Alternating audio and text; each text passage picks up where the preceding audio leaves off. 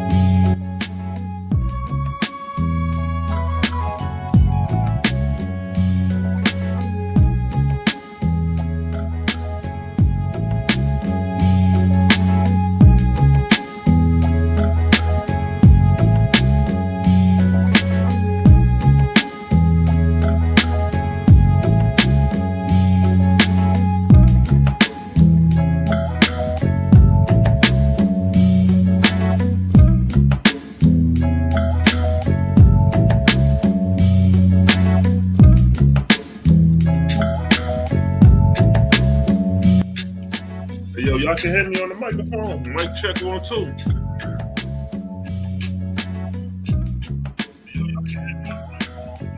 Oh yeah, I can hear myself. I can hear myself. We good.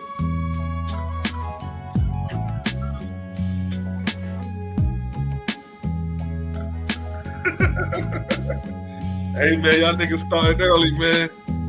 Why you starting early for, Melly? Salute to the champ, Sila Shalom, bodied. Zion Lex, easy, light work, of course, man. You know can't none of these niggas handle the creative game, man. I'm gonna put the link in the chat, whoever wanna hop on, yo. Whoever wanna hop on, I just hopped on for the God's sake, you know what I mean? It's a vibe, so I'm gonna put the link in the chat.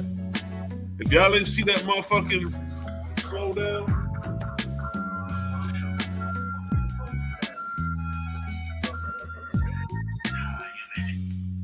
y'all ain't see that slow down? That slow down debate with Melly. Y'all gonna have to check that out. Yeah, that was easy work. Piece of the game.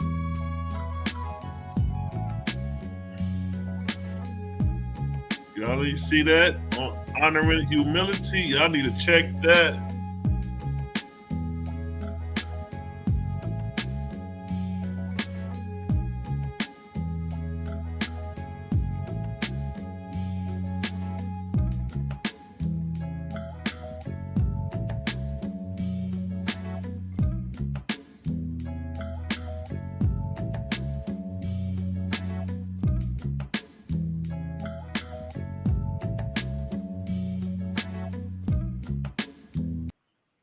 If y'all ain't seen that debate, y'all go right here, Honoring Humility, STL, and click this right here. And there go the slowdown that Malachi Maccabee did of the debate. Y'all can check that shit out. You know what I mean? Easy work. Y'all go check that out, man. Easy work, bro. You know what I mean?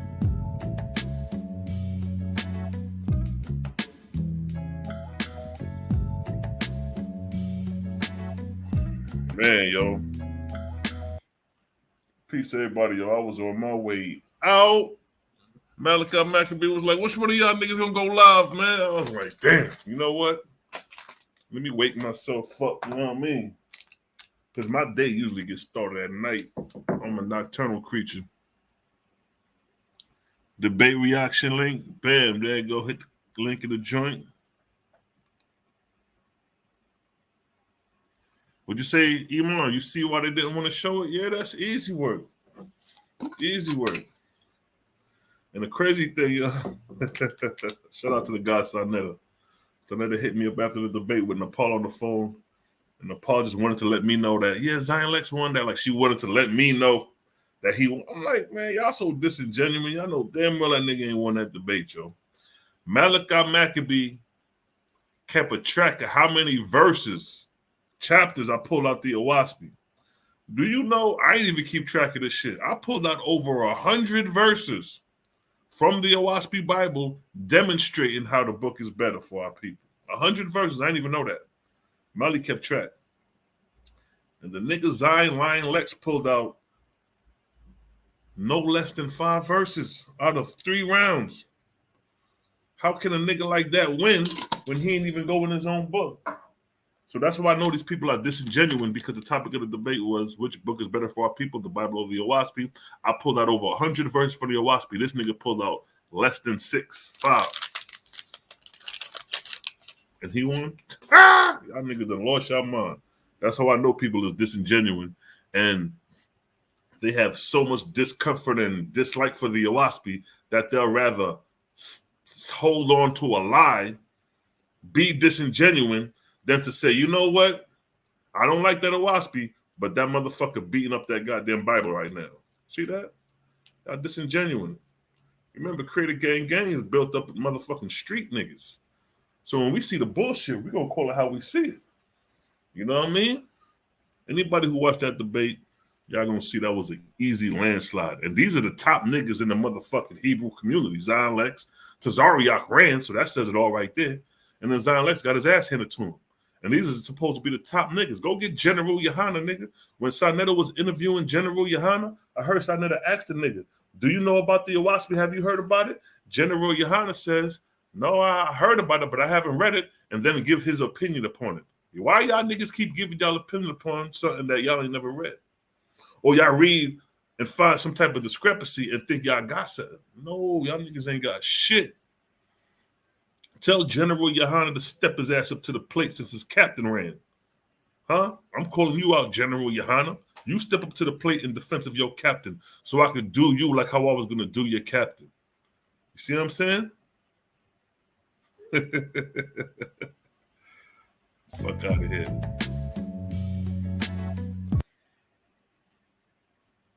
Y'all hop on the chat. Hop on in. Hop on in. Y'all talk y'all shit, my nigga. I'm just goddamn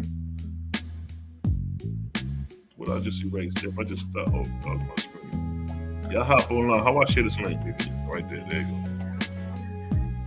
Email was like, it looked like C-Law got a mouse over there. Yeah, I was working that mouse on that debate, yo. I had to move swift. No slack. Y'all hop on. Whoever want to hop on, hop on. Let me dump this.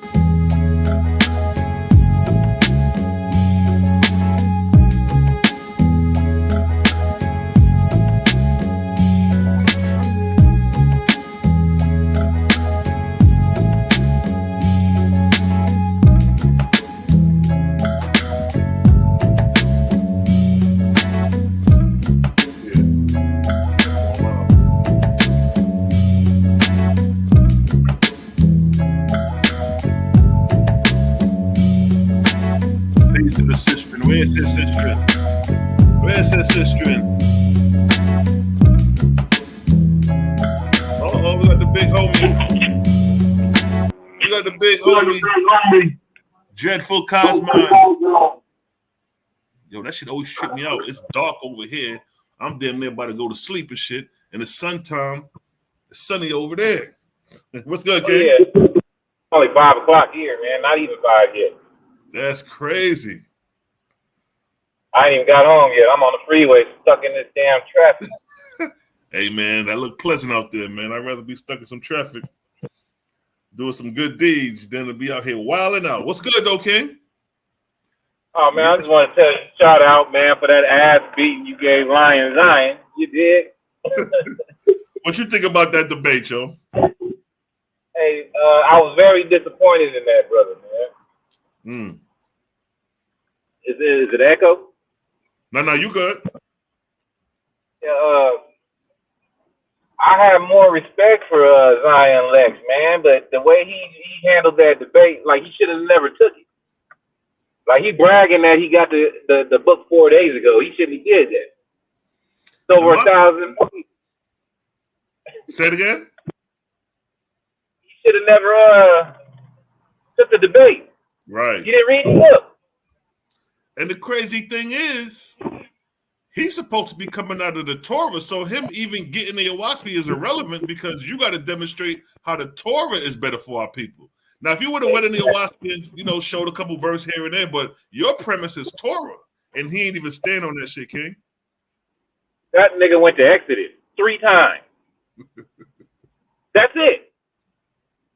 And he didn't do what he was supposed to do. It's like this nigga forgot what he was there for. Yeah. He just wanted to bang on you. That's all that was.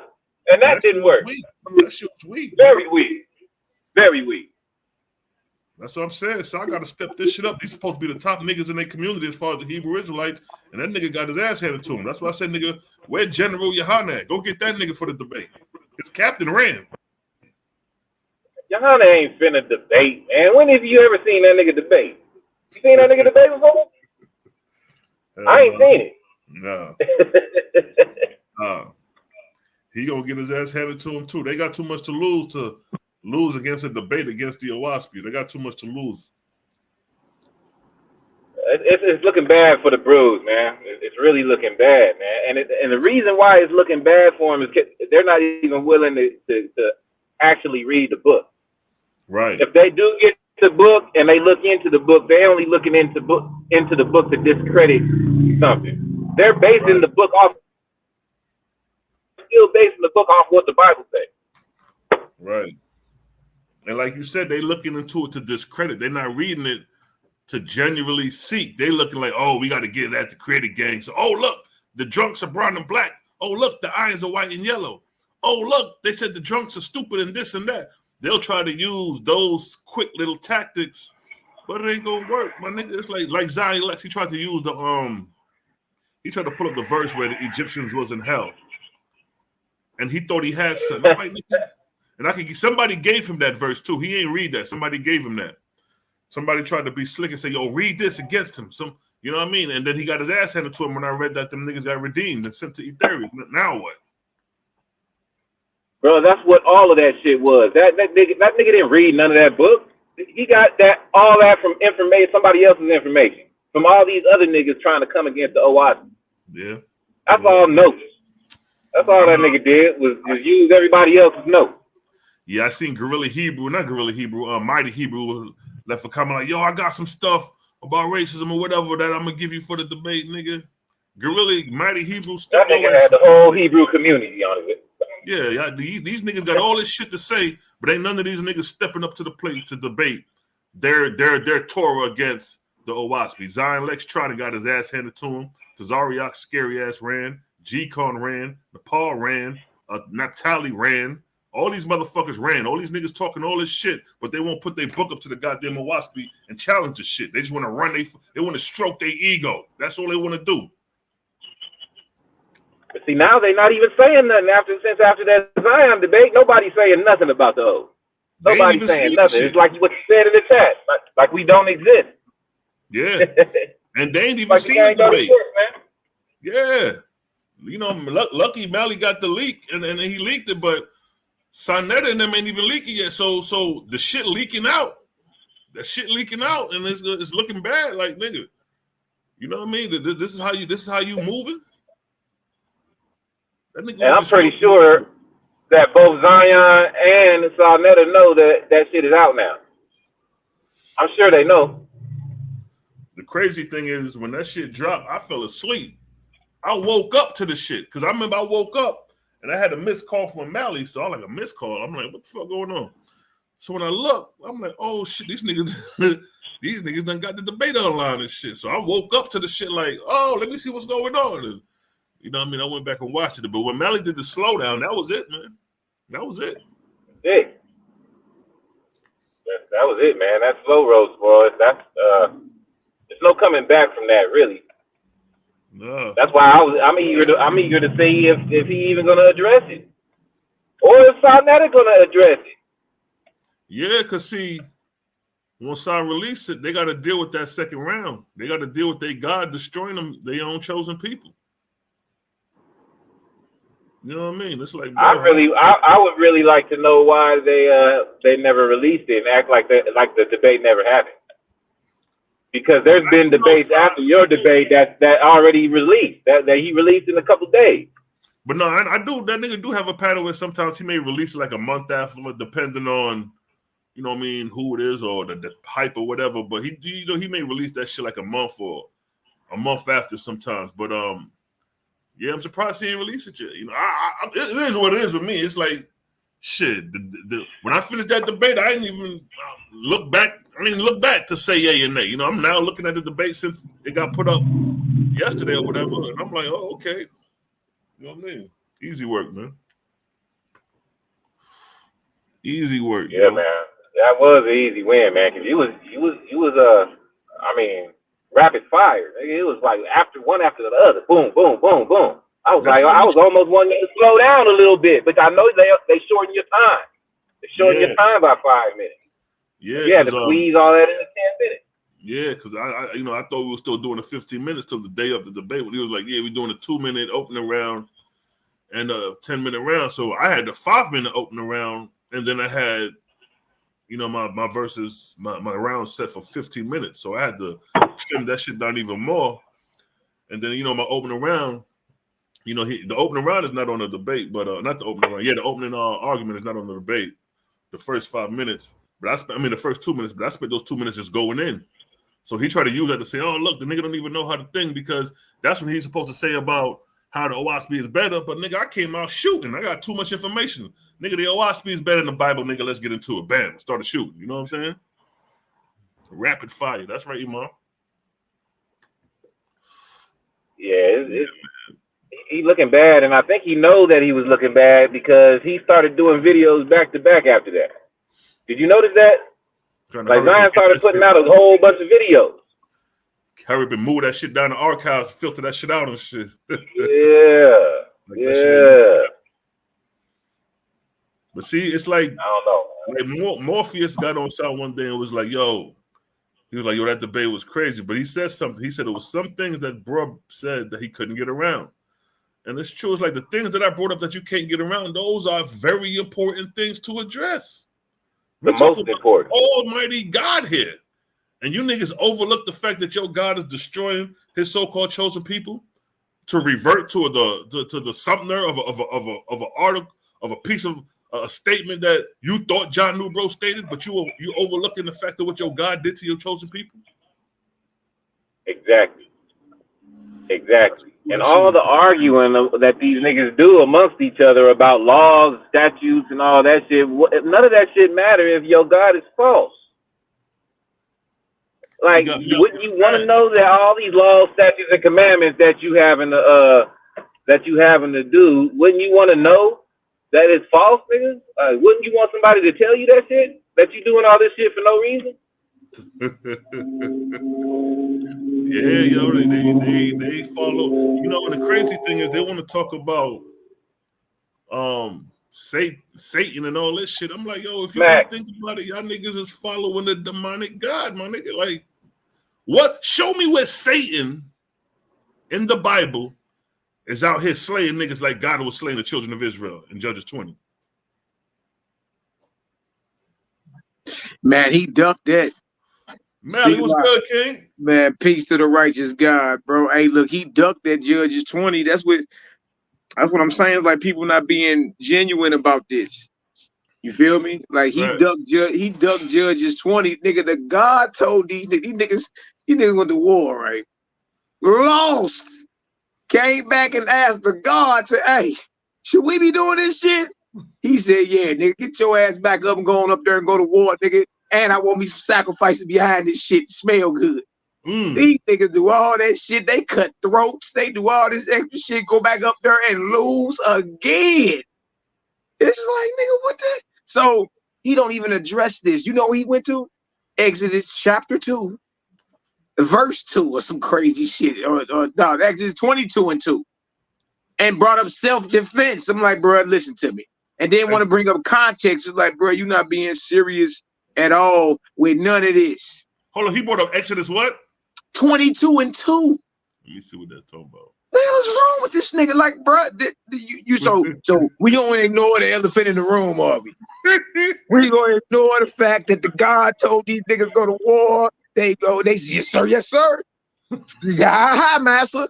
They went, and them niggas got tore out the frame, cuz. Like, why is we acting like that didn't happen? Right. Facts. Swept under the rug. Exodus 22:2. If a thief be found breaking up and be smitten that he die, there shall no blood be shed for him. Now, what does that got to do with your God slaying Benjamin? Nothing. Nothing. And he want to bring out context. It's context. And that's what I was trying to tell Lil Ben Levy. You know what I mean? Look, let us help you out if you listening. You'll never hear us mistake the creator, Jehovah, or Maz, the great spirit, whatever you saying, you will never hear us mistaking the creator for an idol, a deity, a God, an angel, a Lord. Exactly, facts. A man. You'll never hear us do that because over here, that's OWASP 101. Exactly. You differentiate right out the gate. Like, hold on, look, this ain't the same. I know you thinking you've been bowing to the most. Nah, that ain't what you've been doing. Exactly. And like you said, that's 101. You will never catch nobody who read OWASP get caught out there confusing the deity with the creator. With the creator. Never. And he had the nerve to say that, hey, Ray, hey, the new word is monolithic, big dog. Oh, yeah. Yeah.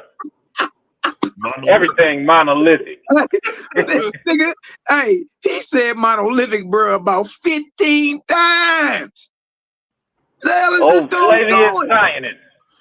And what was the purpose of him saying monolithic? Monolithic just means a single large block or stone. Yes, exactly. This so nigga what the fuck is his point?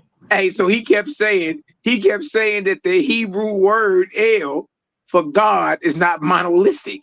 And everything you brought up and busted his ass on, he kept saying it's not monolithic. It's not monolithic. Nigga, that got to do with stone.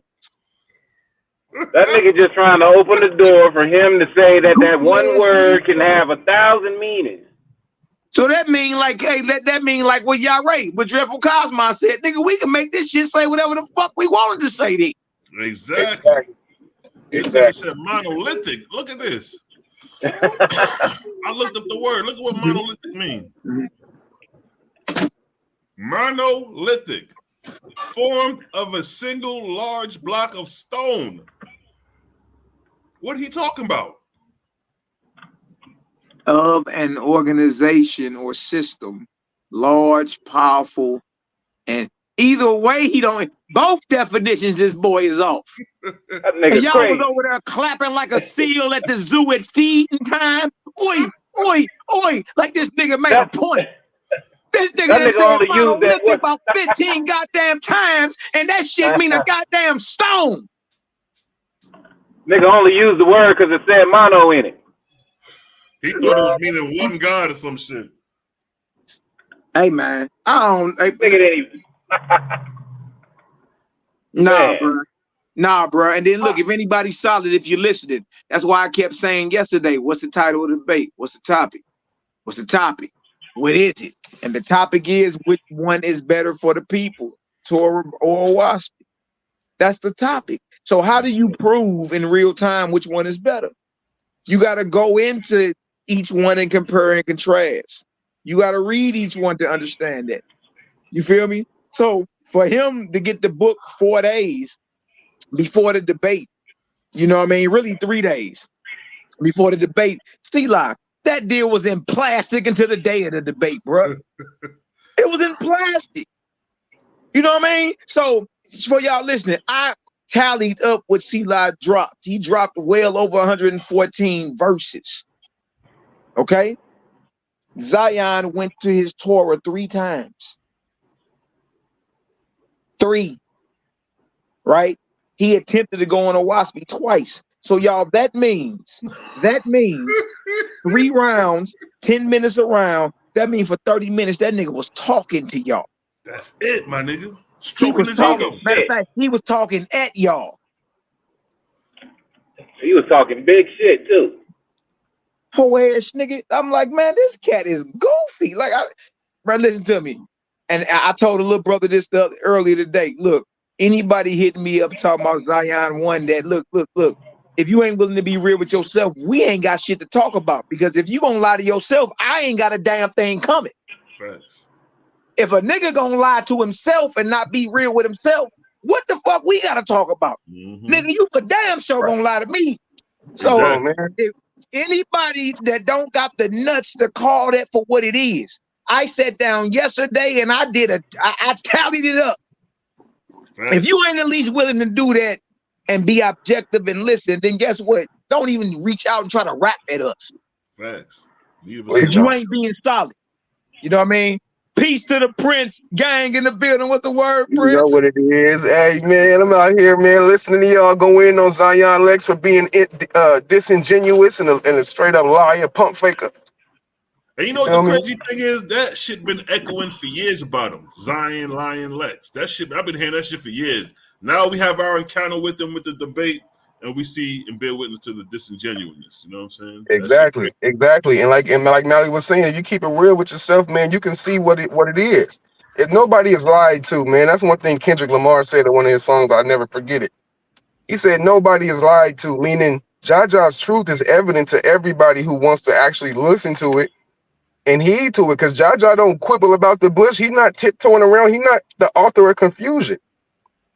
Right. See what I'm saying? Zion Lex, man, you add what a lot of these brothers is doing is they just adding a lot of confusion because they're in darkness. A lot of opinion, nothing that's actually objectively true, you know. And at this point of the game, for me, I'm like, bro, I can listen to you talk for 2 seconds in your debate, and I already know, oh man, you ain't got nothing to say. Right. You really just up here for clout. You up here for whatever you think, you know. I don't know. Yeah, because I know Saul probably reached out to him and said, yo, man, you know, Tazariot canceled out. Everybody keep running from this brother Selah, man. I need somebody that's going to step to the plate. And probably out of, you know what, I'll do it. Just like the elder. That debate I had with the elder, it was the same thing. When me and my man, we was in his crib, it was going back and forth. He just jumped up. I'll debate you. I'll do it. I said, boy, you about to get your ass in. Man. And it's crazy because they judge books by their cover. One thing that's I noticed about Negroes too, you ain't read Owaspi. You ain't actually listened to Selah's lessons on his YouTube channel. You ain't actually tapped in to see what these brothers is actually teaching. Right. That's how I know some drudge just hopped on you and said, yeah, it's your time to shine. Go get your clout. Yeah, because if you knew what we was teaching, you know to fall back. Right, Even if you old wanna- beaver even if you mouth wanna ass clown- boy. That boy was skinning teeth the whole time. The whole time that boy looked to see like he was cut, chap. Listen to me, bro. Listen to me. I seen most of the debate when it first hit. It did. But then when bruh sent it to me. One of the bruhs sent it to me. Never knew he had it. But I said on my last live, he was like, man, I got that, bro. Send that out. Yeah, I remember that. I remember Nigga, I'm remember you leaking said that. You feel me? So when I sat down and watched it again, I was like, oh yeah, bro. I got to slow roll this one for sure, right? So trip off this, man. Trip off this. When I was slow rolling it, and the man was trying to rebuttal you out of desperation in his first rebuttals, he pulls up a chart of Genesis chapter 1, and then his next chart was about the Big Bang and all that, right? And he tried to correlate the two as if the chart was saying what Genesis was saying. Right. No way. You feel me? Nice try. And I'm like, nice try. how is you trying to pull this out and it's disagreeing with it? Like, all right, well, Genesis 1 say the sun, moon, and stars were created on day 4. Your charts say the sun, moon, and stars were created 5 billion years apart. Right. Matter of fact, I got it right here. The fuck is wrong with this nigga, man? Like, bro, they trying everything they can, man. So this mean y'all. Everybody, hey, look. Everybody who knows anything, everybody been running from the Negroes, right? The real Negroes that know they not taking no debates with y'all. But these little low-hanging fruit Negroes is jumping up, popping up, taking these debates because they think, man, look, go ahead, Sailor. No, I'm listening. I was just showing like what he presented. Big Bang 15 billion years ago. Stars. Now he got stars 10 billion years. Sun 5 billion years. Molten Earth 4.5 billion years. First ocean 3.8 billion years. Water covering Earth. And he ain't got no years at the bottom of these. I don't see it on here. I don't know if it's trimmed off or not. But look, the nigga got sun, moon, and stars again. Which one is it? He have a deja vu, Sailor. He have a deja vu, big brother. Because which one is it? In the beginning, God said, "Let there be light." All right, let's say that's the Big Bang. Let's run with his theory. The first light is the Big Bang. But then it says stars and sun right here. Then below it says sun, moon, and stars. So what the fuck going on really? What the fuck this nigga Hey, Sailor, that Negro seen stars, nigga. He was so punch drunk trying to make this point, nigga. All you can see is stars, and this chart showing the same bullshit. Yeah, God forgot.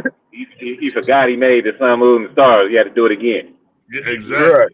And then where that shit at is in the sky, because this is supposed to be physical, material creation. So where is this?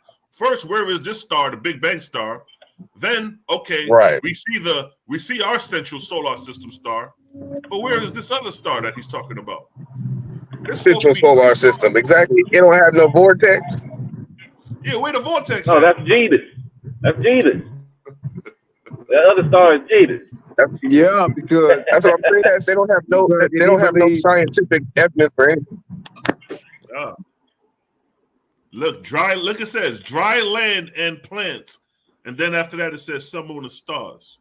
But then above here, he got sun. And then stars. See, the reason I take time out to go into the nitty-gritty of this shit, because my objective is he's going to be coming out of his book and presenting his argument. I'm coming out of my book presenting my argument. Even my 3-minute rebuttal, I ain't waste time with this shit. I just showed that in the Owaspi that the seventh-day creation is labeled as false. So that washes away all this for us. Period. That's the whole point. You stuck to the script. He didn't. But see, the crazy part about that chart is it doesn't agree with Genesis 1. Right. The first chart was Genesis 1. That second, that chart was what he proved. That's what he pulled to say he was going by the scientific method. Let me help little Ben Levy out real quick. Ain't no scientific method if it's not observable or recorded, buddy. Exactly. Other than that, it's just a theory. Every scientific fact has to be something that is perceived, observed, and something that is recorded or AKA written down. I'll give you an example. A scientific fact would be you put your productive member up in your woman and 9 months later she pop out a child. That's a scientific fact. That's something that's observed, and that's something that's recorded. Exactly. Nigga, you ain't got no observable record on no Big Bang. Nothing. You can't even What show. are you talking about? You up here talking about science, and I'm like, okay, well, nigga. So you trying to say the Big Bang is a scientific fact? Right. Because if you are, according to the definition, a scientific fact is something that is observed and recorded. Sila. Exactly. Facts. It has to be observed and it has to be recorded in order for it to be a fact. Other than that, that shit a theory.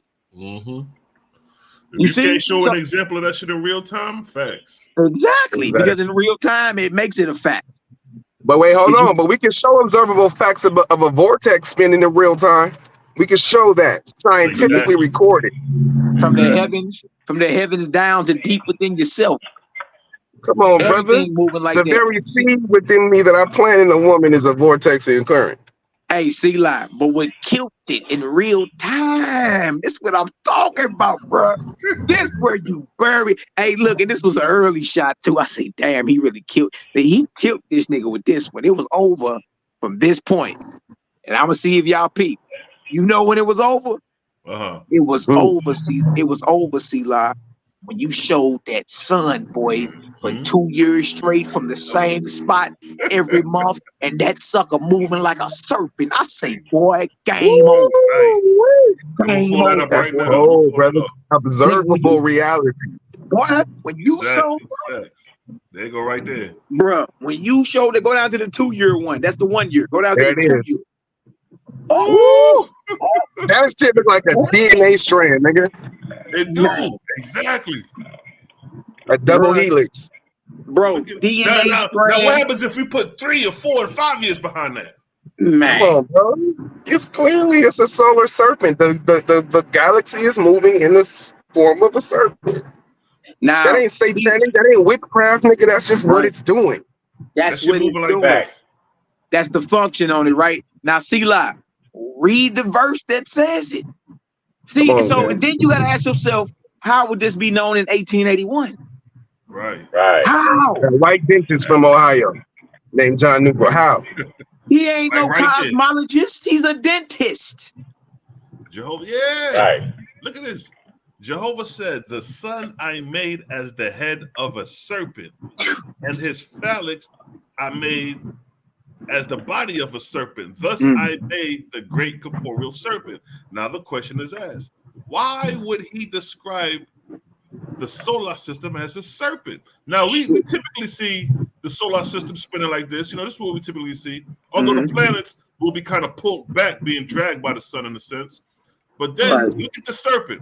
Now, if this serpent was pointed directly towards us, looking towards us in the face, we get that exact motion that we see right here. Nigga, that shit, boy. Man, Boy, that's that's over with. moving Boy, like that's left. backdrop. Yeah. That's nigga. That's come on, man. That's hard. That's right there. That's over. megaton light bomb. and that's the sun for 2 years straight, y'all. Every Look. month at the same spot at the same time. And then look at that. Look at this. The first year, what do you see? It's an arc. Yep. Woo! Yeah. 2 Yeah. years, we got 2 arcs. Yeah. I never Yeah. noticed that. That's fire. Yeah, that's an arc. That's like an arc cycle. Yeah. Right. Because when My you look at God, the behavior bro. of an arc cycle, the behavior of an arc cycle moves like a wave. It go up and down. You're Man, right. salute to Shay CV and to Thoth that's dropping this light, man. Yeah, that shit is I'm the spooky righteous right angel, man. In series, man. That's dope. I ain't And never then- seen nothing like that, bro. The way you broke that down just now, man. It just blew my Yeah. whole muffin cap back blue. And then motion of Earth and Sun around the Milky Way. And look, you see the wobble right here. It says path of Sun around Milky Way. And look, why this shit ain't a straight line like the blue line? This shit got the wobble going to it. And the sun Yeah. is along the line of the wobble. And then we Man, that's see crazy, bro. the mechanic waves, Light especially the wave. light wave. Look at the Light light wave. waves move like The a light serpent. wave is doing exactly what The sun the is red doing. wave. And the blue right here is exactly what you see. Is exactly what you see here. The motion as we looking at the sun is the same thing with the blue. If we were standing with the front right here where my mouse at, that's the same view we'll be seeing of the sun, coursing left and right like this, showing you the serpent. That's tight. That's tight. Nigga, that shit is crazy, man. Bro, I seen that and you showed that in real time. I said, boy, it's over before it starts. So then for him to come out and say, the silliness, I'm paraphrasing, the science of a waspy is false, basically, is what he's saying. I'm like, this nigga is like nowhere nerd. And then he didn't bring up no science to support the Bible. He didn't even go to the Bible at all. Yeah. Because the Bible has the science to support it. The Bible doesn't have science in it like that. And look how the wave, look how the electromagnetic. Man, look at that. It's the same wave. And as you get faster, it coils up here. Boom, boom, boom, boom, boom. Just bust on these niggas all day. Right there, you know what I mean? The gamma rays, yeah. Make it to a light bomb. These niggas moving on the radio wave frequency, nigga. We up here with them gammas. That shit crazy. That's the same color of the chakras too, man. Yeah, the chakras. Exactly. Yeah. All this shit is frequency. Man, where Cal P at? He need to be up in here. I know Cal P will be over here telling all kind of stories. Somebody hop on too. Matter of fact, they go Cal right there. What up, man? Hop on Cal P. We need big bro Cal P in the building, man. Talk about that science. The Turtle Gang, man. Hey, Ralph, boy. Hey, Ralph. Hey, y'all see? Hey, look. Y'all see that? What you looking at? Owaspy explains that hump. That's called the arc year. That's right. Let's go back up to it. Guess how long it take? Guess how long it take to do one of them arc years? 365 and a quarter days. Who would have thought? Who would have thought it, Cal P? And then hold on, you can break that mug down into arc months, arc weeks, arc hours, arc minutes. And check it. How did he have this in 1891, Playboy? Ain't no damn way he had it in 1891. It had to be from an angel, nigga. An angel had to tell him that. Listen, what I'm saying is, listen, y'all got to think about this. Think about this. What I'm saying is, damn. And you know what?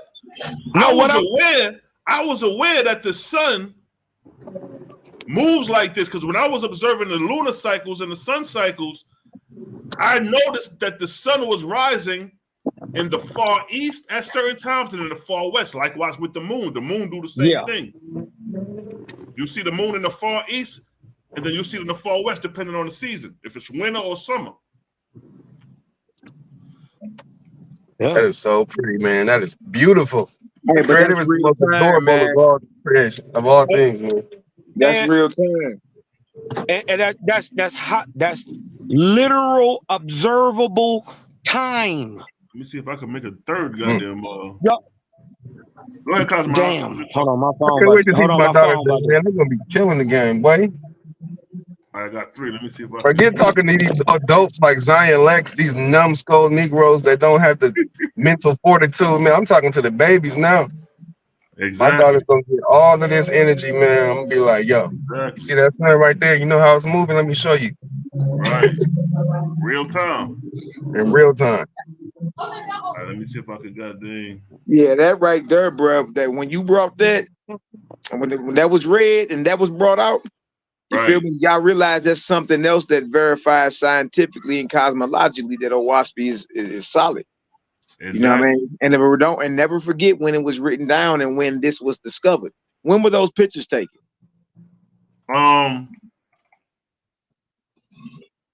Look at that. Yep, that's 4 years. You can actually measure the time by looking at the capacitor. And look at the house in the center. That shit is stable. That shit ain't going nowhere. You can tell that camera that they took the picture with wasn't moving. So the tripod.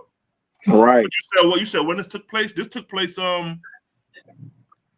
This was this year, March 24th. Niggas just now finding this shit out. You know what I mean? Man, that's crazy, bro. And we verifying this shit in real time with the Owaspy.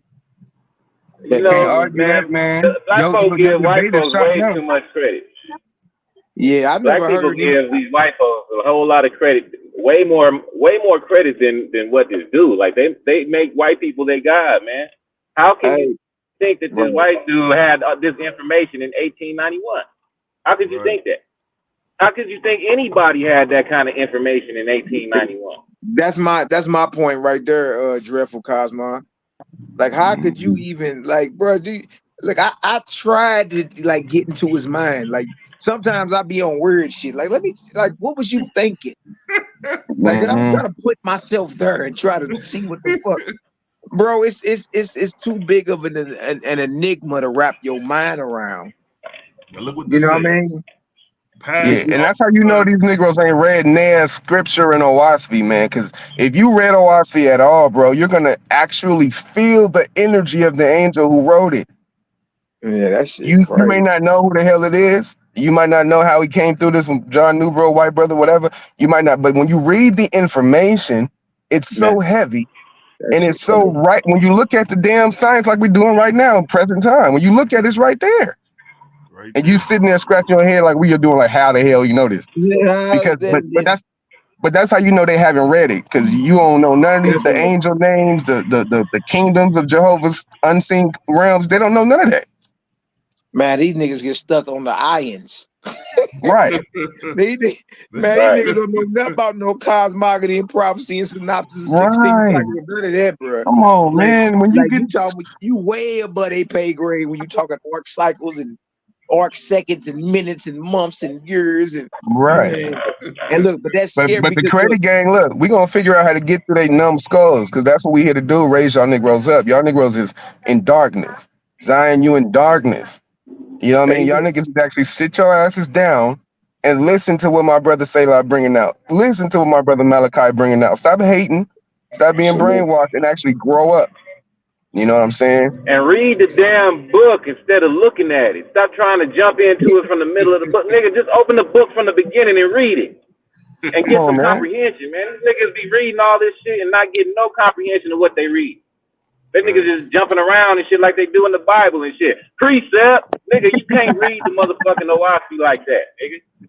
Nigga, read it right. Yeah, real talk. Big homie say read it right. That's what Owaski say. It say use your understanding. That's what Jehovah's saying. Use your mind. Don't just sit there believing. Observe it so you can know it. The fuck is y'all niggas out here doing? Playing religious games? We don't got time for that. Hey, you see how the serpent is moving right there? Yeah. Facing us, moving right to left. That's exactly what you got going on with the with that sun. Yeah, with the sun, exactly. The Bible didn't explain that. We didn't read that in the Bible, Zion. There ain't nothing else to talk about the sun as a serpent. Stop it. Right. There ain't nothing else talking about that. They gonna get sensational. Look. These niggas gonna get sensational from now on. They gonna try to use the fact that we observed the solar serpent as some type of these niggas is on some bullshit, on some witch. Come on, man. Hey, this is the shit I had to chop out to shorten. This is the original presentation when I had it for the fucking damn near 15-20 minutes. And I had to cut all this shit out. This is the shit I had to cut out because I was giving a demonstration of the solar system as it's traveling and the arcs as it's going through, like the earth and shit. You know what I mean? It's like, man, I had so much shit to bring out. You was about to drown, dude. And the crazy part is, again, his slides didn't even agree with each other. But trip off this. Trip off how he tried to fastball that past everybody. Now, the reason we caught his ass is because we slowed it down. Right. You got to ask yourself this. How many times has this nigga even did this shit and got people out here thinking he's so much of a scholar and deep? How many times has this nigga been out here really speedballing shit past you niggas? You feel me? Nobody ever went back and slowed him down. Nobody ever went back and said, hold on, pause that. No, hold on, pause that. What do you say? You see what I'm saying? Right. So you gotta ask yourself this: when you catch somebody in a lie, that ain't the first time they lied, bro. What if he's made a career off that type shit? Because he did it every day. Debate with C-Line. It wasn't one time he wasn't lying. This nigga lied the entire debate. Joe did. That shit crazy. That shit is crazy, bro. How you that deep in your darkness, man? You so delusional. You can't even be real with yourself. Hey, C-Law. Again, if you're not willing to be real and be truthful with yourself, then we ain't got a damn thing coming. You feel me? Yeah. Whoever ain't willing to be solid and truthful, we don't need to talk to them. Because if they gonna lie to themselves, they have a damn sure gonna lie to us, big dog. That's right. Ain't no doubt. What's up? What's up? Hey, bro, before we go too far, man, go back to that picture of the sun. All right. Because I want people let me to really tell Daryl realize. Hey, Daryl was in the back chat, but I can only let 6 on right now and shit.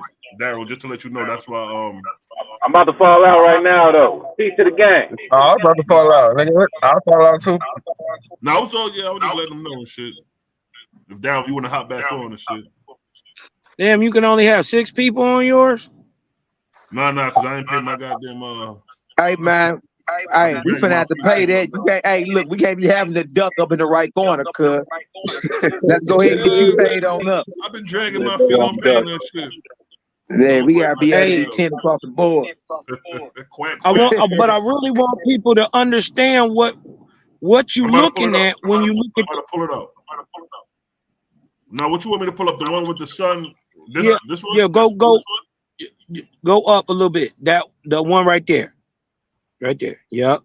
I want y'all to understand what exactly you're looking at. This is a snapshot of time. What you're actually doing right this second is time traveling. By the position of the sun in the sky, I can tell not only where it is, but when it is.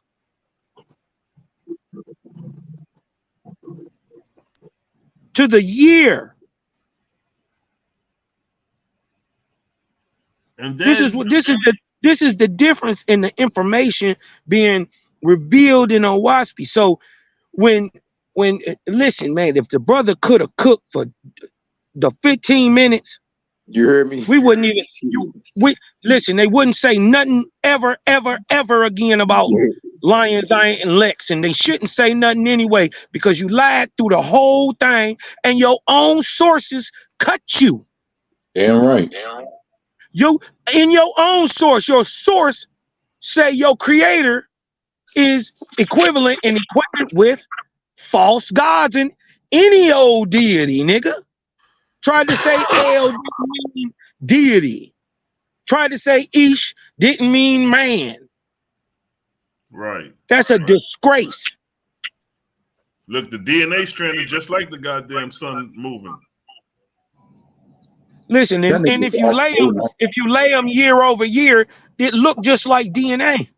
Exactly. Case in point. And guess what? If you go in the South and take the same pictures from the South, you lay them over top of each other, it's the double helix in the same year. See that? Can't escape that. You have the same picture from the North and the same picture from the South, just in 2 different places, and you lay the pictures on top of each other, they double helix. Now, check this. This is 12 months. We're gonna break this down. Because this is the 4 seasons right here. Each season is 3 months, 3 moon cycles, 3 sun cycles. So that'll be the first 3. 1, 2, 3. Somebody, hold on. Somebody else mute up. You echoing a little bit.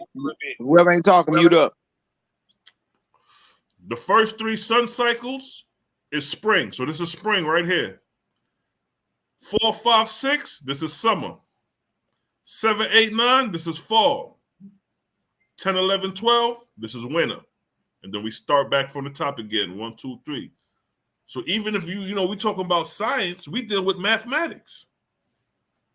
Because this 12 months is breaking down into 3-year cycles, 3-month cycles, I mean. And we can see the position of the sun in each month. So so say we got lost track of time. And we 4 months in. When the sun rises, we're like, oh, okay, look, the sun is rising in the center, midway. Boom, okay, spring. It's summer. You know what I mean? So just using, knowing the position of the sun, like you say, you could tell time and you could tell what time of the year it's in.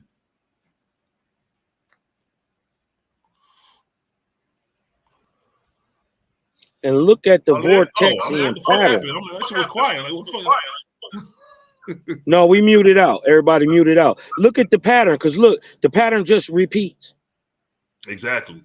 That's why I put it right here. They're gonna repeating right there. Yeah. One, I two, keep three, trying four. to tell y'all, you don't time travel. You don't go through or get in a machine and go through time. You go into yourself and time come to you. See that? Look at the DNA strand and look at the fucking. That's why I said, bro, that right there. Yeah, you brought that out early, bro. When you brought that out, nigga, I caught chills. Yeah, that's Like, it right there. damn, look at that. Exactly. That shit do look kind of spooky because You it's get real. this. You know what I mean? Bro, I'm talking about it's observable to the point. How in the hell is that in there in 1881? Remember, John Newbro's a dentist. He ain't no cosmologist. He don't, you know what I mean? He ain't sitting there looking at the sun in the same spot for a couple years. Right. Bro, at the time he writing this, it wasn't even theorized that the planet oscillated this way. It wasn't even a theory at the time. Right. And look, that's crazy. If you look at that second graph right there, at the above the snake, that's how you produce light. That's light waves, exactly. Yeah, that's light waves. Exactly. Oh shit, I didn't even see that. And look, that's how you produce light. Look, it's DNA. Look at the red. Look at the red wave, and look at the lines coming up from it. That's the DNA strand. It's vortexian, bro. Exactly. Hey, y'all know I do the HVAC and all that. You know what I mean? So you know I do the HVAC. So in HVAC, you gotta have knowledge of electricity. Facts. So the light waves and the electrical waves travel the same way. It's all coil. It's all coil, big dog. You know what I mean? Even the wire that it travels on is coil. Facts. Niggas can't tell us shit. Listen, I've never seen nothing like Owaspy. I don't care what nobody say. They can hate on it. They can do. Listen. I'm one of them guys who really read. I really get in there, and there are themes and ideals in Owaspy I've never even comprehended before. They're not anywhere else. And this is what I had set.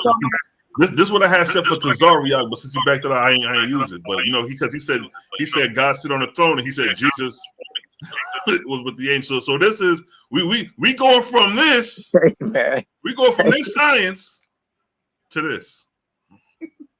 What does Isaiah 6:1 say? In the year that King Uzziah died, I saw also the Lord sitting upon a throne, high lifted up, and his train filled the temple. Ezekiel 1:26. And above the firmament over their heads was the likeness of a throne, in appearance like a sapphire stone. Of likeness of the throne was a likeness with the appearance of a man high above it. These niggas think this the Most High. Yeah, exactly. Exactly. So they go to Most High sit, because Tazariak said the Most High sits on his throne. So they go to Most High sit on his throne, and then he said Jesus and the angels created the heavens and the earth. So they go Jesus and the angels doing the will of the Most High according to their theory. Hey, Daryl said he backstage. See, like, all right, where you at? Got him. Daryl Cosman in the building. What's good, beloved brother? What's up? What's up? What's up? Oh, damn. Donatello. My mic is Donatello of the Turtle Gang. What's up, baby? Peace to the king. My brother. Man, what's up, fellas? Now. Yeah, we up here now. We up here. I was like, man, my brothers is on, man. Let me go up here and say what's up to my brothers, man. Peace and light to y'all. Peace and light to the about that debate, Daryl Cosman?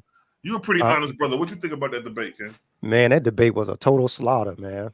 It was a total slaughter. And to be honest with you, I had I'm with Malachi. I didn't even when your debate aired initially, I missed the first round. I missed both y'all first rounds, and I caught that second one, man. He tore them apart. But when I went back and watched the recording that Malachi sent through recently, boy, when I saw that first round and you came up on that sunrise, man. Ooh, boy, you came up on that sun, bro. I couldn't even focus on the rest of the debate after that, man. I couldn't even focus because if you that went over their head, because if you don't understand the behavioral vortex, man, I mean, they have no idea the degree and the level of what you showed when you showed that sunrise like that, bro. Man, Game over, man. Hey, bro, Game that shit blew a wave through me, boy. I was like, damn. Man, it blew me back, man. I was like, man, I was sitting there watching it, man, and all I remember going was, damn. And you know what? It's just crazy. Like that. That was one of the reasons I was kind of holding back and showing y'all the presentation because I want to shock y'all niggas. Man, you was wrong for that. Yeah, nigga. You was wrong for that, man. Like this nigga ain't sure. But you hitting us up though. You like, yeah, I just got done with my second round, son. It's going down. Nigga, show that shit. Let me see that shit. Man, you was wrong for that, man. I was like, I got to surprise these niggas on this one, bro. Hey, man, that shit is hard, bro. And then and the way even Cal just came on and clarified that, man. One of them arcs. T-Law said that's an arc. I'm like, damn, that is an arc, right? And one of them arcs is an arc year. 365 days in 1 quarter. Damn, that makes sense. That's okay. Arc, yeah. And then it broke it up into quarters. Three of them sunrises, another three, and then you duplicate that. And it's the same thing. And if you overlay it and do it from the opposite way, you got double helixes and shit, bro. Man. You can't make this type stuff up. Man, now let's chart that bitch out for 11 years and got that roll, that motion for 11 years on the chart. Ooh. Now you know how the scientists know when it's about to be an eclipse. Case in point. How you know they know how they call it down to the day and the hour, the minute, bro. Case in point. It's gonna be an eclipse on this day at this time. Yeah, and for them to know that, they're following the orbit of the sun and they're following the orbit of the moon. There you go. And every now and then, that's the only way you can call it. Right. It's the only way you can call it. Exactly. So that means they understand, right, that there's a divine creator behind all this. Yep. Because that shit ain't happening by accident, buddy. You know what I mean? That shit is not happening by accident. Go ahead, Cosmo. Also, and I'm gonna just reveal this, and anybody can try to, debunk what I'm trying to say is that it was the Faithists in 1984 that revealed to NASA the Earth moves in an oscillating pattern. NASA today in 2023 uses OWASP. Wasn't until 1984 that they figured out Vortexian energy. Yeah, we gotta get that. They already know this stuff works. They working on a satellite. Listen. I got the book. I got the book from the brother. Yeah, I need that. I got the book from the brother. His name is Richard. He is a Faithist. I got the book. He wrote the book in 82. It got published in 84, but they've had this info for sure. For sure. They've had OWASP and the cosmological cosmogony of the universe since 1984 from the hand of a Faithist. See what I'm saying? From the hand of a Faithist. Hey, you got to go ahead and send that book over to LeBron. This is a published book. I'm not making this shit up. Nigga, I'm about to devour that deal. Yeah. Nigga, I'm about to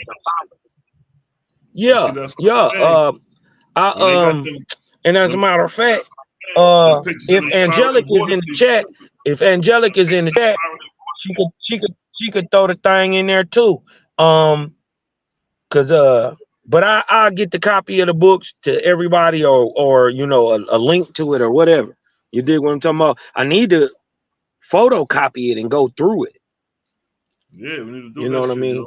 Because he broke it down to NASA. He dealt with NASA. You dig what I'm talking about? It's not far-fetched or nothing. They took it directly from his hand. Yeah, your vortexian You energy, know, man. That's he was foundational shit. from the mouth of Owaspy say all good things in the world come from faith. Hmm.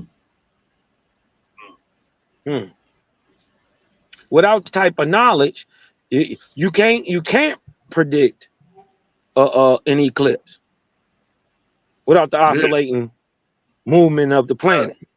Mm-hmm. You can't. So when y'all get this information,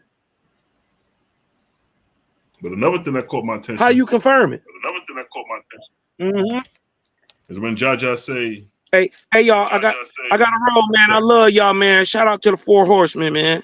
We got to Hey, do this much more love to often. you, Cosmo Cal. Much love to you, man. Love Too to bad I you missed too, you. boy. You already know. Hey, stay low and keep firing, Cal. You know what time it is, big bro. yes, All sir. the time. All the time. All right, one love out. Yeah, that science in the wasp be matchless, my nigga. That shit is matchless. When it comes to the, any other book, Quran, Bible, even the Egyptian text, you know what I'm saying? Hey, you ain't lying though. Let me let y'all in on something. Y'all, a lot of y'all may think my brother Cal is crazy or he say some shit, you know what I mean, that be off the ringer. You dig? But I challenge you niggas to go ahead and test this nigga and see what he's saying is solid, right? Man, look. I talked to this bro like last week, right? No bullshit, bro. I think it was in the Facebook Messenger chat that we got. I just hit call. You know how we do. We all pick up if we can. You know what I mean? Right. Man, this nigga picks up. We chopping it up, right? I'm talking about, the cosmogony and prophecy, like certain things in there. You know what I mean? And man, this no bullshit, man. This brother pulls out a piece of paper, right? This brother has equations. Kyle P, the Cosmo Kyle, no bullshit, bro. This nigga then came up with his own equations concerning some shit. Nigga, vortex equal time, nigga, time, space, divided by density. Man, I'm like, look at this nigga. Mm-hmm. Yeah. You feel me? So just for anybody to think that bro be talking out the side of his neck, nah, that ain't what it is, bro. Do this shit, bro. Like the bros do this. You feel me? Like we ain't just, this is not, y'all hear me say it all the time, this is not lick your finger scholarship. That's right. You know what I mean? Like bros is really out here objectively perceiving and living what we call this truth, man. Right. No lie. You know what I mean? This the only nigga I've ever called. Real nigga at that. Right. This nigga got on the back of some type of piece of paper, he got equations. Huh? Boy, what the hell you trying to crack this nigga trying to crack the code or something around this deal? Boy, I'm telling you. That's the crazy thing with Owaspy because it gives you math to play with. So once you start playing with them numbers, yeah, you can for sure start cracking some shit. You know what I'm saying? It's like, oh shit. You know what I mean? We already cracked the timeline. You see what I'm saying? Yeah, absolutely. You dig? But nah, man, bro, cool, man. Daryl Cosmon. And then this the other brother that's scientific. Man. You know what I mean? Like, bro, I look, just to be real, the science that Owaspy has verified just by looking at it, bro, like it slapped me right in the face. And then just for me, the short time I've been reading, it's like, I don't know, bro. I ain't seen nothing like it. I read nothing. I'm trying to get my history down like y'all, man. I've just been researching a lot of history, trying to go on the same page with y'all as far as this Bible history and all these characters and scholars from back in the day, man. You've been on the roll bringing out the Roman Flavians and that Roman account on Christ being created. And I've just been sitting back trying to make the connection between the Christ that the Flavians had created and the one that Louamon created. I'm trying to bring it together. Because look, I've been reading the book of Esther over the past week. Yeah, but peep that Louamon inspired Constantine, right? Remember, Constantine's name is Flavius Valerius Constantine. He was a Flavian as well. I didn't even know that. I didn't even know that. I showed that in the last video I did before that one. Yeah, that's the one I got to catch up on. Remember, I was out of town. That's the one I got to you was out of town. Constantine was a Flavian. Constantine was a Flavian. You know what I mean? And that's crazy. And the picture I pulled up showed Constantine presenting the labors of the Council of Nicaea to who the picture calls Christ sitting on a throne. And Christ got a book in his hand. You know what I mean? It's like this is so even the pictures that go back to that time is showing that this is when this whole New Testament thing was like being brought together and edited, redacted, written in many cases type, you know, even in the pictures. And these are out of Catholic sources. Right. You know what I'm saying? Right. Like, that shit crazy, bro. But yeah, no, Constantine was a Flavian. Constantine's name was Flavius Valerius Constantinus. Wow. That's Constantine the Great. And look how long the Flavians been running, from the 1st century coming up onto the 3rd. And then the Roman rulership is just an offshoot of the Ptolemaic. Because we was talking about the last Ptolemaic ruler being Caesarion. His father was Julius Caesar, which started the Roman Empire. That shit crazy. Yeah, so you got the Flavian connection with the Ptolemies right there. Yeah. Oh yeah, I saw that you had. I don't know if you posted it in the group or made a post on Facebook, but I did see that, and that shit shocked me. I was like, "What?" Yeah, because Mally and I think Cosmo was talking on it that morning, and then Cosmo made the statement. He was like, "I wonder if there's a connection with the Ptolemies and the Romans or the Flavians." One of the two, he said. So I said, "Let me look that up." And when I looked at the last Ptolemaic ruler, which is Caesarion, after him, the kingdom is abolished. But his father is supposed to have been Julius Caesar, the Roman. And then from there, you know what I mean? So if his father is Julius Caesar and he's the last Ptolemaic ruler, there go your connection right there. Wow, man. Wow. And his mother's Cleopatra. They were supposed to be either Julius Caesar or Mark Antony. One of the two had to see by Cleopatra. I forget. But according to the reference, it says the allegation is Julius Caesar is the son of Caesarion. Yeah, man, that looks so. We got Lucy in the building. That shit crazy. What's up, Lucy? Gang. What's up, Lucy, man? hey, Lucy. That's why. Look, I was thinking about you the other day, bro. No bullshit. I was like, damn, man. The only bro I ain't heard from is my brother Lucy. You dig? I ain't heard from him, and I don't know if you saw the debate because somebody sent it to me, so we uploaded it on Creative Gang TV, and then I sent it out. You know what I mean? And then the next day did the breakdown on it, slowed it down, basically. You dig? So the only bro I ain't heard from was you. I was thinking about you. Like, damn, man, I ain't heard from my bro, man. Talk to us, bro. You're muted.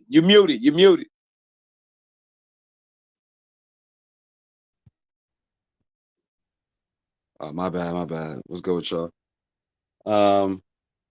Yeah, like I said, I didn't get a chance to see the whole thing. I seen the beginning, like a little bit of Sailor's first round. And to tell you the truth, bro, like after I started listening in, I didn't really feel the need to watch anymore. Because when he started bringing up the cosmogony, and then I seen a little bit, just a little piece of Lex's response, and I'm like, nah, it's not gonna.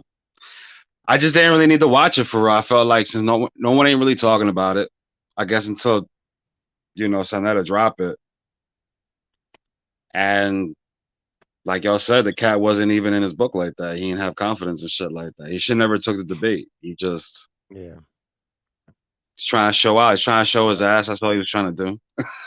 You know what I'm saying? He thought that shit was gonna be easy, and he found out that it wasn't. You know what I mean? Like, so, and now he got the book, and I know he's reading the book, and he's finding shit out. So, as far as he can understand the book. So we're seeing. Right. I put it this way: the shit ain't over, bro. He's gonna end up coming back some way, somehow. You know what I'm saying? It ain't gonna be over because he got the book. So it is what it is. But yeah, he hasn't said nothing. So Yeah, but he can't grasp the scope. He can't grasp the scope of that book alone, man. It's a lot, man, that we all came together and pieced together and put together, man, and shared with each other just to figure it out. So if anything, man, if he come back, he just gonna make himself look like more of a fool. Yeah, you know, even when he tried to use something, you know what I mean? When he tried to use the Egyptians was in hell, he thought he had something. I hit him with the counter. So even if niggas begin to read it, you know, having the knowledge of the book is one thing, but displaying the wisdom of the book will Hey, he didn't understand the context. Hey, did y'all hear this nigga voice get high pitched when he was like, "The Egyptians are in hell"? I'm like, you punk. They're in hell, sir. Nah, but you know what's crazy? So somebody with his preconceptions, he thinking hell is like, oh, the Egyptians is burning in a lake of fire, bro. You don't even understand the concept of hell in the from Owaski, man, from the Owaski point of view. So he was playing on people's preconceptions, man. He was making productive use of people's ignorance with the information he was bringing out. Luciu dipped out. Yeah, he probably caught back on. Yeah, that was real easy though, bro. But when people realize like, dang, okay, dude been speedballing, he been fastballing shit past the conscious community, and y'all been thinking this nigga's deep and a scholar, right? That ain't the first time he done did that. You feel me? That ain't the first time he done did it. And then when he pulled out the Battle of Fort Sumter, and tried to seem as if it was so strategic for him to go there since you brought up white people. It's like, nigga, what? He did, and then for him to go there right after he accused you of doing what he did, and he went right there and did that shit, bro. He said, "This is what John Baloo Newborough thinks about the black man and how he's a perpetual slave." And now let's hold him to that. Let's say that was true, right? Let's say that was true. Although it's not, but let's say that was true. How does that compare to your God killing off 45,000 of his chosen people? Let's compare and contrast the two. Which one is more severe? Somebody mentally, wishfully thinking that they don't like another race of people, or actually committing genocide where souls are actually taken by your God, orchestrated by your God, and then your God himself comes down and partake of the killing, slaying the most, being 25,000. Which one is worse? A nigga wishful thinking or a nigga out here slaying motherfuckers? Which one is worse? Me thinking about killing somebody or a nigga going out there and killing motherfuckers? So even in his own argument with that, you still lose.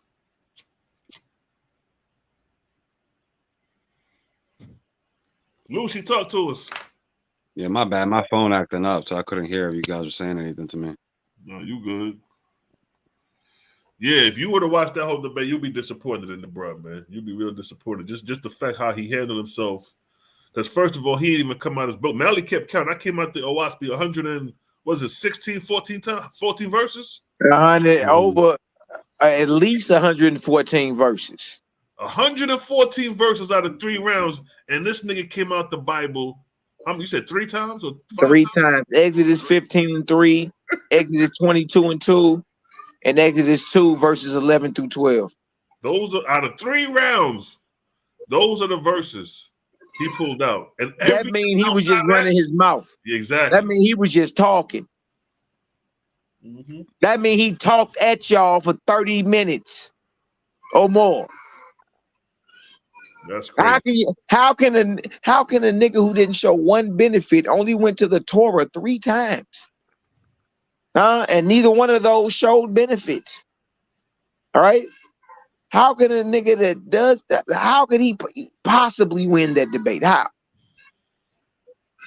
Yeah, he didn't show no benefits in the book. He wasn't showing no benefits. He was just really pandering to the audience. He was trying exactly. That's all he was doing. He knew he was talking to an audience of black folk, and he was just pandering to them. And then Sadetta, if you let him on here again, I may not never come back on. He said that several times. You hoe ass nigga. Man, that's some soft shit, bro. I don't like niggas like that, bro. That shit sound like the nerd in the classroom. You know what I'm saying? Yeah, I'm never coming back on here, Sadetta. Like, nigga, okay. Okay, like Zion don't want to come back on. Don't nobody give Nam shits about what you talking about. Case in point. What that got to do with the debate? What the hell are we talking about? The debate is what? Okay, get to it. He was just saying that so you don't have to see Sailor's face again. So, so hopefully Sinetta, part of it was just him talking shit, but a part of it too was so Sinetta don't leave him back on there or whatever, so nobody had to deal with him and shit like that. But that's what they say. know Like, Sinetta wasn't gonna do that shit. Yeah, they don't somebody ignore them niggas. You know what I'm saying? Yeah. So Zion thinks since he been there and he helped build that shit to a degree that he got some kind of, and to a degree, I guess he does, because Sinetta to a degree does kiss his ass. You know what I mean? My apologies up front if you see that, Sinetta, but in a way you really do, bro. You know what I'm saying? Like, you gotta remember, these guys got a relationship for some years now. We the new kids on the block. So, you know what I mean? When these niggas got relations over 10 years and shit like that. So now a nigga come out of nowhere, they set up a debate, and then he get his ass whooped. It's like, damn, you my man and all shit. It's like the same thing with us. We boys, it's like somebody come out of nowhere, debate one of us and give us the work. And we like, damn, we know the nigga really got down. You know, that's my man and all. But knowing us, we gonna keep it 100. If a nigga gave us the work, a nigga just gave us the work. We just learn and find out where we're weak spots at and improve from there. No ego tripping. You know what I'm saying? That's how I grew. I don't mind taking an ass whooping, nigga. That's how you get better. From my understanding, all he really did was what he had. The only thing Zion brought up, I didn't see the whole debate, but from what people were talking about, all he really brought up was the fall of Fort Sumter, and that was disingenuous. He misquoted that. That wasn't even part of the debate. That was in the Q&A, actually. Was that in the Q&A or was that in the third round? No, he brought that shit in the debate, I think, or I think it was the third round. It may have been in the third round, probably. I'm not sure. I forget. And again, that was pandering. He knew he was talking to a black audience primarily. Right. So he brought that shit up. You get what I'm saying? In an effort to try to shut it down, but that's not a benefit. You know what I mean? Like, at the end of the day, I don't understand why he even brings that up, because there's slavery is promoted in the Bible. That's what my second round basically kills that argument with the Fort Sumter, because if you want to hold on to that, what I described in that second round supersedes what a nigga's wishfully thinking about a race of people. Your God is out here slaying niggas, and God himself is smoting niggas. And I want to know how that happened. Did God come down and start running through the motherfucking field with these niggas, with the house of Israel with a sword and some spears, and started juking niggas? Was God in a chariot throwing down lightning bolts at niggas? Because it says God, the Lord, smoted Benjamin, 25,000 men that day. It say that. So how did the Lord do that? Did he come down and walk through the garden like he was looking for Adam with superpowers, just manhandling niggas? Was he in a chariot with an army of angels and they started it's possible, because didn't Luamung appear before Constantine? What happens if Luamung decided to start throwing lightning bolts at Maximus and his army? It's game over. Yeah, man. And then to add insult to injury, the Hopkins letter source that he used said that it was his Bible that inspired that slavery, that slave mentality too. It was just bizarre, man. It's crazy. I'm gonna go ahead and cut out, fellas. Man, love and light to y'all. Keep being y'all best self. No doubt. Thanks for coming on, King. Salute to the God.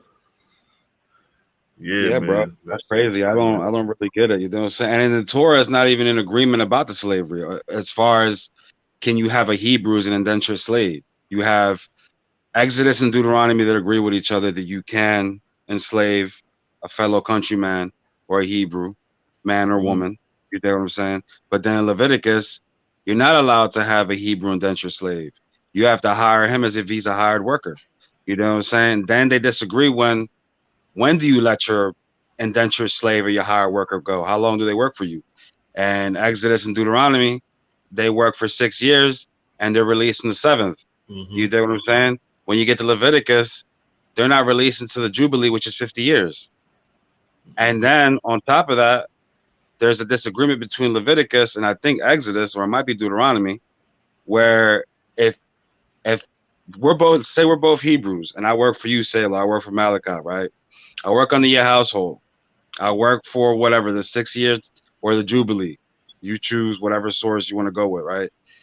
I work, let's say you gave me a wife. Be saying this is back in the day, you so happen to give me a wife or whatever, and I have kids with her and shit like that. And I build up a family as I'm working with you. and after 6th year, 7th year, or the Jubilee, I'm left free. I think in Exodus or Deuteronomy, you're not allowed to leave. If it's a wife that you gave me and I have kids to this woman, they stay with you when I leave. But according to Leviticus, I go back to my family. I take my family with me. So there's already a disagreement. You get what I'm saying? To where, like, can you take your kids with you and your wife, or do they stay with the master? Can you enslave a Hebrew? Can you not enslave a Hebrew? But in Leviticus, you can enslave strangers around you, among you, the nations around you. You can have slaves, buy slaves. You can enslave the foreigners that are among you. You could even pass them on to your children as property. You can enslave them forever. You get what I'm saying? But then it makes it a point in Leviticus to tell you to rule over your Hebrew brethren, like wrongfully or like tyrannically and shit like that. So the fact that Leviticus even brings that up, all those things, it lets you know that one, they were enslaving other Hebrews. Hebrews were enslaving other Hebrews, and the author of Leviticus disagreed with it. And two, they were mistreating their Hebrew slaves, because if they wasn't, it wouldn't be brought up. And the fact that you don't hear that in the same vein for the foreigner, you would assume that, okay, you can't mistreat your fellow Hebrew, but one would assume that you can mistreat a foreigner because it doesn't say. Just shit like that. That's it. Yeah, I remember we was talking in that pre-debate, you know what I mean? You was like, yo, hit this nigga with this, hit them with that, hit them with this. And yeah, man, that's real shit, because, you know, you got to clarify that. What's going on here? Well, that's Zion's shtick is slavery. That's his whole thing. He has his idea that Europeans came and I guess took down on West Africans and took the slaves to, you know what I mean? This, that, and the third. You keep going on and on about this shit, but then you got slavery promoted in your book. So who should really listen to you when you pander to black folks about slavery and shit? And about a white man, this, that, and the third, and you could smell the slavery in the air in the 1800s when he was. Who cares about that shit, bro? If y'all promoting the same shit, and when it's not even slavery, y'all killing each other. You know what I'm saying? You got a Levite that was getting, when you brought up that shit with the Benjamites, how'd that shit pop off? That popped off because a bunch of Benjamites were trying to fuck on a Levite man. They were trying to rape him, supposedly, and he threw his concubine at them, and they raped her until the morning and left her for dead. And then he grabs her and chops her up. Go ahead. No, you said that what now? Supposedly that whole shit that you brought up with the Benjamites that were fighting and then the Lord slew them and shit like that, that stems back from them supposedly trying to get at the Levite. I guess they're trying to have sex with him. Yeah, so, some shit around dealing with some sexuality shit. Yeah, well, it was some gay shit. They were trying to take down the Levite and rape his ass and shit like that. Whatever them Benjamites were into, whatever spirits they had on their ass. But look at that though. For them niggas that had them sodomite spirits on them, and for the house of Israel to go be requesting God's permission to go to battle and getting their ass whipped, what the fuck really going on? How is God allowing the sodomite motherfucking group of tribes to beat up the house of Israel like that? And they're supposed to be fucking sodomites. Just using that as a hypothesis or whatever. You know what I mean? And what's the Levite look like throwing his concubine at a bunch of sodomites that are trying to fuck on him?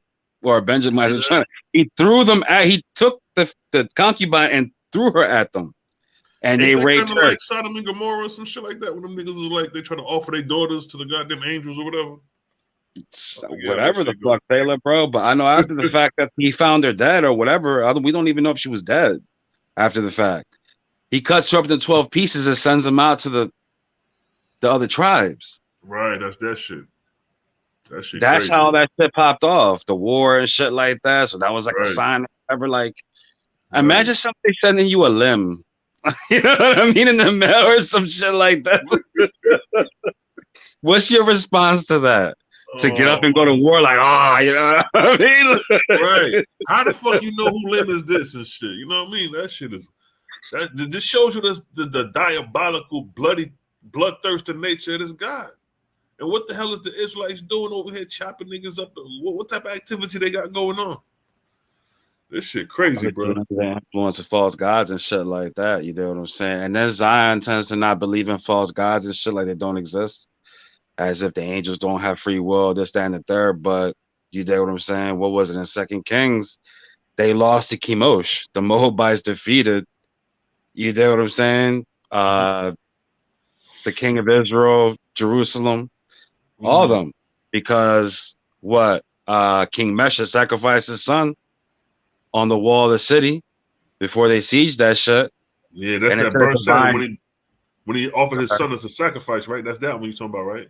He offered his son as a sacrifice to Chemosh, and all of a sudden there was a divine wrath against the Israelites, and they ran off. That the divine wrath couldn't have been from Yahweh. He's the one that told them to take down on them and told them they would succeed. So what was it about this child being sacrificed that caused the Israelites to run this divine wrath? Where does divine wrath come from? That false gods don't exist. Right? And how can you say some shit like that when back in Daniel, forget what chapter and verse, but he's dealing with he's talking to Gabriel, whatever angel's coming to him, and the angel told him that, yo, when you first started fasting like a week or two ago, you know, we came to you, or I came to you, but the Prince of Persia withstood me. What does that mean? Who's the Prince of Persia? Right. It's a spiritual entity who heard Daniel's prayers or whatever, tried to come, and then the Prince of Persia withstood him. It couldn't have been a mortal that withstood him. Right. There had to have been a spiritual entity. So right there, you already see spiritual warfare in your text. Exactly. Facts. And that's low-level spiritual warfare. Exactly. So it's like the dude is just, I don't know. He's not even an Israelite for real, bro. Huh? He's not even an Israelite. That's the funny part. What are you supposed to be? From talking to Madim, he's probably some kind of Egyptian, bro. Some kind of African. Some, you know what I'm saying? He ain't no Israelite, I could probably tell you that. He's probably more in line as a Levite, bro. And Malachi found that verse you was talking about. It's Daniel 10:13. But the prince of the kingdom of Persia withstood me 21 days. But lo, Michael, one of the chief prince, came to help me, and I remained there with the kings of Persia. So Michael had to come. Michael the archangel had to come and help this individual angel, which was supposedly Gabriel. You dig what I'm saying? And then later on, Gabriel tells Daniel that Michael is your prince. And that's how Michael was interpreted or portrayed as the Prince of Israel. He's the angel. I heard some people say Jesus, Michael is Jesus. Yeah, Jehovah's Witnesses preach that shit. Yeah, yep. Sure enough, because my brother he talked about it one time we was building. Bro, I wouldn't be surprised if Michael the Archangel is Luamon, bro. Yeah, it gotta be anything dealing with Christianity. Got to be Luamon, yo. Yeah, it's all red herring shit. The same way that Gabriel is Allah, but in the Quran, he doesn't make it seem like that. He uses a red herring. You know what I'm saying? Like, right. So, and you notice in the Quran when they speak, it's always in plurality. We revealed this. We said this. They talk like that all throughout the Quran. That's that line of light that was coming to Muhammad, how you had all them angels and shit like that. Exactly. Yep. Now when you see the Quran, it says we said this, we revealed this, we came. That's how Allah talks as a body, right? Because that's how they've communicated to Muhammad. Exactly. You know what I'm saying? And all Gabriel does is he fucking just uses red herrings and shit like that. He appears to him as Gabriel. It said that nigga was cunning like a fox, so he's cunning in his thinking. So he already did the work for Luamon. He already wrote his work in. He already put himself in the stories with Luamon with the Testaments and the Old Testament. So he's like, well, you know what? I'm gonna keep myself as an angel there, although I'm gonna play Allah Mashi when I establish me, but I'm gonna come to Muhammad like I'm the angel, but speak of Allah, although he's speaking of himself and shit. That shit crazy, yo. Yeah, because he already established himself as a spiritual messenger. Exactly. That's what he was. He's the one that, you know, when they portray him, he has a trumpet. And look, he came to Daniel. Gabriel came to Daniel. Gabriel also came to who? He came to Ezra, even though it doesn't say it, but we know it had to have been him, according to Owaspi. He came to Joseph too in the New Testament. Came to Joseph and Mary. Came to John's father or whatever, who was the priest of the temple. You know, John the Baptist. Came to him, and he came to Muhammad. There you go. That's Old Testament, New Testament, and Quran. And out of all the angels, Gabriel's mentioned the most in the Hadith.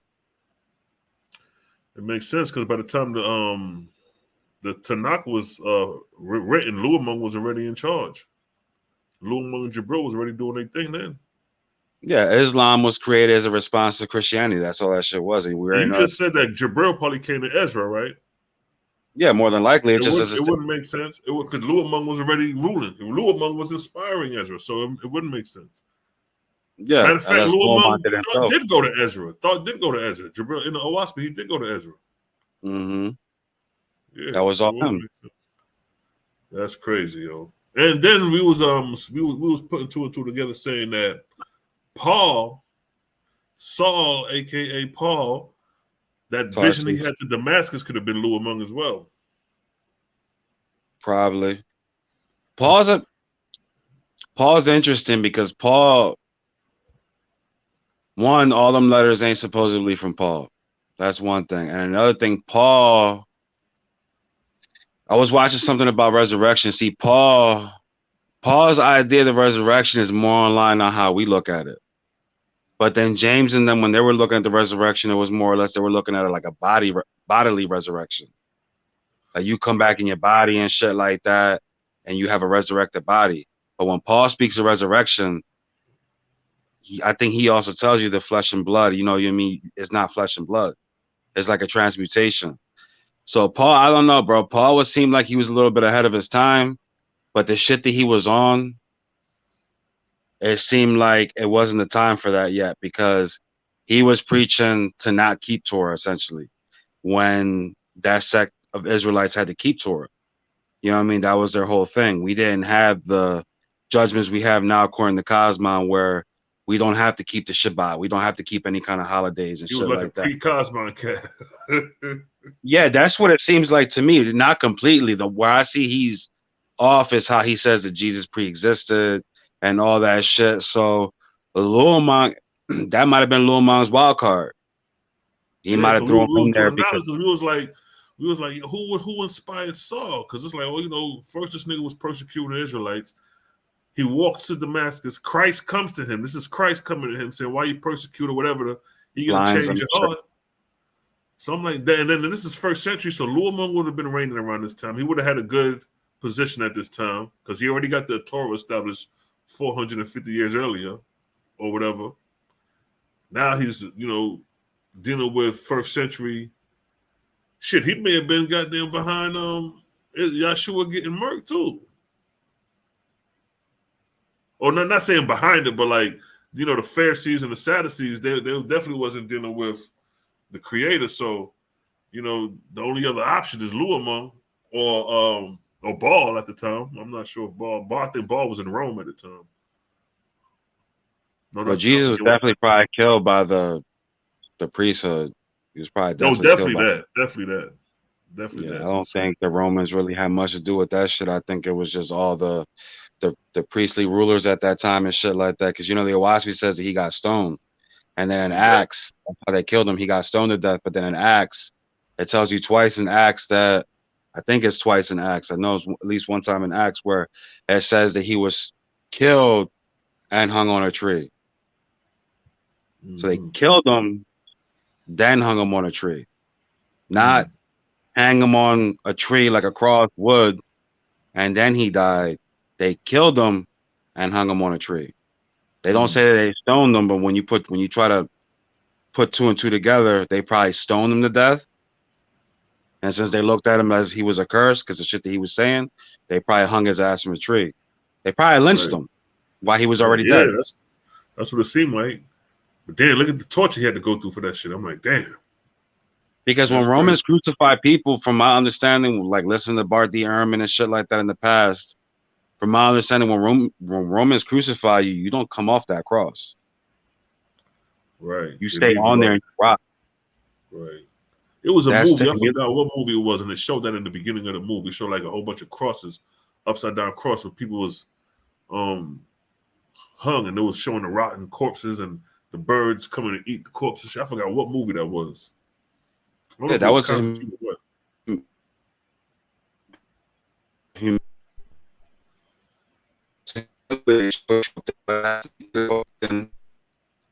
rod up there, let the Say it birds again. eat at you and shit like that.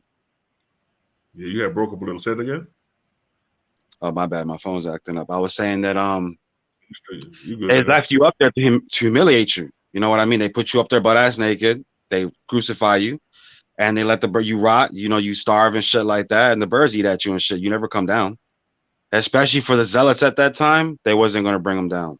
I think they killed one sectarian zealot leader, and they decapitated him, and they had him in a ditch, and they had Roman guards wait around him, so his followers couldn't get to his body.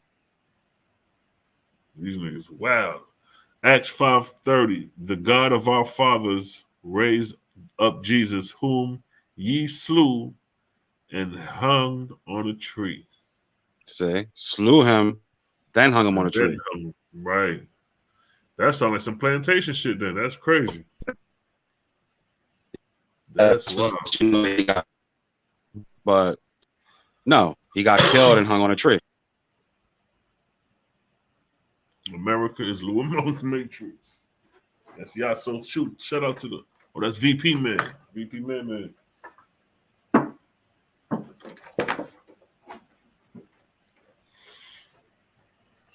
That's right. Yo, that's deep though, yo. I appreciate that, Malachi, because I know I don't know the chapters and verses, but he's coming through with that shit, so I appreciate that. But yeah. This shit deep, man. You know what I'm saying? Because it's like shit. The Lord out here being active smoking niggas. You know what I mean? The Lord can't stop niggas because they got chariots. When you read that Bible, the Lord is goddamn dealing with niggas every single day.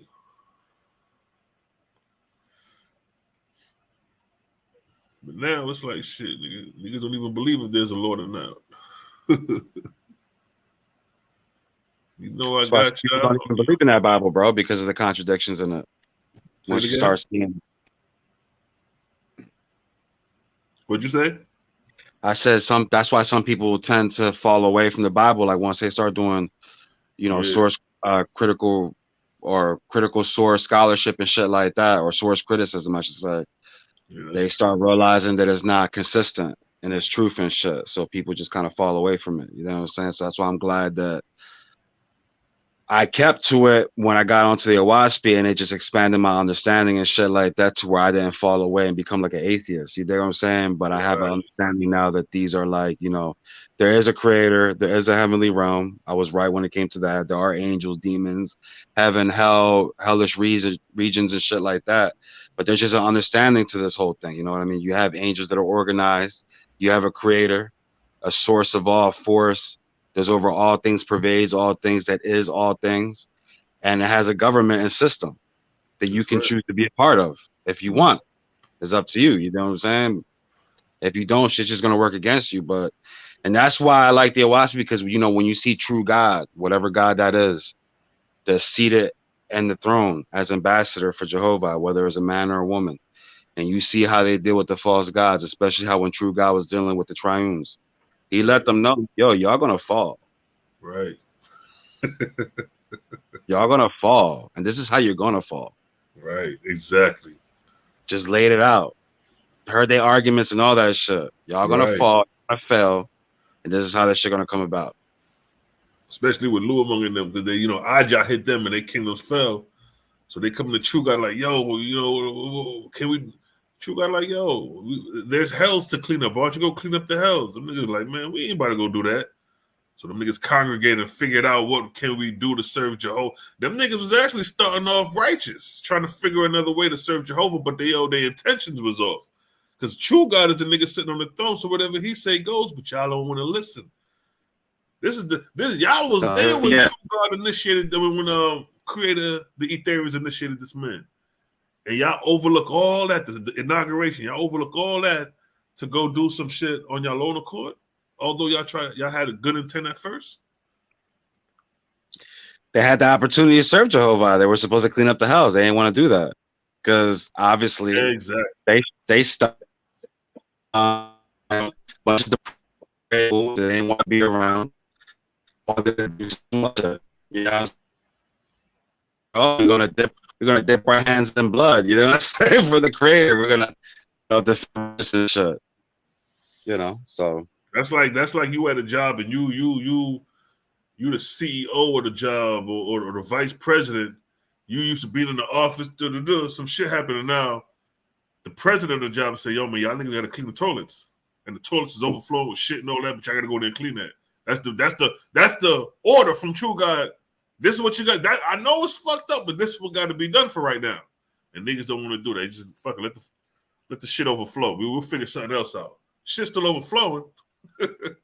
Y'all gonna have to clean that up anyway. You know what I mean? So it's interesting how some of these false gods didn't initially had intentions to becoming what they became, but you know what I mean? When that self-ego kick in, boy, that motherfucker a beast, man. And look what, and who was the wisest one out of all of them? The Triune? It was Luamang. Because what? Enoch Kissa and Cabalactus went and built up their kingdoms. And Cabalactus, supposedly, from what I'm hearing, from what I'm reading, he's like the leader of that group. You know, they got a whole cabal, and the cabal is named after him, Cabalactus. That's where we get cabal from. You know what I'm saying? That's responsible for the modern day Sanskrit. Yeah, wasn't he over China though, or was he over India? I know they were reversed. Cabalactus was over India, and Inuxa was over China. Because I know at one time Brahma? we was getting those two mixed up. Because those two was always getting mixed up at time when we be in the past. I remember we was mixing them two up, but I remember it's Cabalactus because Cabalactus is the one responsible for the Sanskrit. I do remember that. Cabalactus. Okay. So Cabalactus became Buddha. Right, exactly. Because that's the reverse. Because I don't see you acting up again.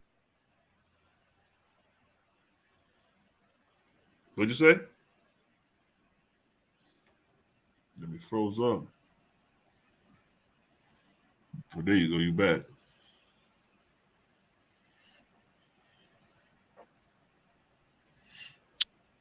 Yeah, this shit run deep, bro. My bad. Did I cut out? Yeah, you had cut out. You were saying something? No, I was listening to you, but then the phone was just acting stupid. But I think it's the reverse with them. I think Cabalactus was Buddha, but in India, and I think Enoch Kissa was Brahma. But that's China. Yeah, one of the two. It's one of the two. I forget. I always get them niggas mixed up though. Yeah, the one that's over China is Brahma. And you can find Brahma in China. Yeah. But I thought Brahma originated in India. Yeah, it's one of them niggas. I forget. But and then they took what was it? Because it was something that they was doing that Luamang did different from them. I forget exactly what it was. I don't know if I forget. I got to go back and see, what made Luamang stand out over them niggas and shit. But they stayed in the East, though. That's the thing. They didn't migrate. Luamang, he migrated from, from where he was at. Basically, Jerusalem took over the whole West. Yeah, Luamang established himself on the earth before they did, I think. Yeah, that's what it was. Yeah. He had a stronghold on the earth. That's what it was. Yeah, he went to war as opposed to, they were going to war too, but they were more, Enoch Kissa and Cabalactus were more or less, they wanted to build their kingdoms up. Yeah. You know what I'm saying? That's what they were worried about. Luamang wasn't even doing that. While he was going to war and shit like that with Baal and Astaroth, his kingdom, from my understanding, he didn't really have no kingdom. And you know what? That's what it was, because I think that the other false gods of India and China, they spend most of their time been up the heavenly kingdom. So when people started crossing over, a lot of them was going to True God's heavenly kingdom because they didn't have a base on earth. While Luamang was over there knocking out the faithists and the worshippers of the Creator, establishing their stronghold and shit. But yeah. And Jabril, he was the warrior god for Luamang, the warrior angel for Luamang. Jabril was an ill nigga.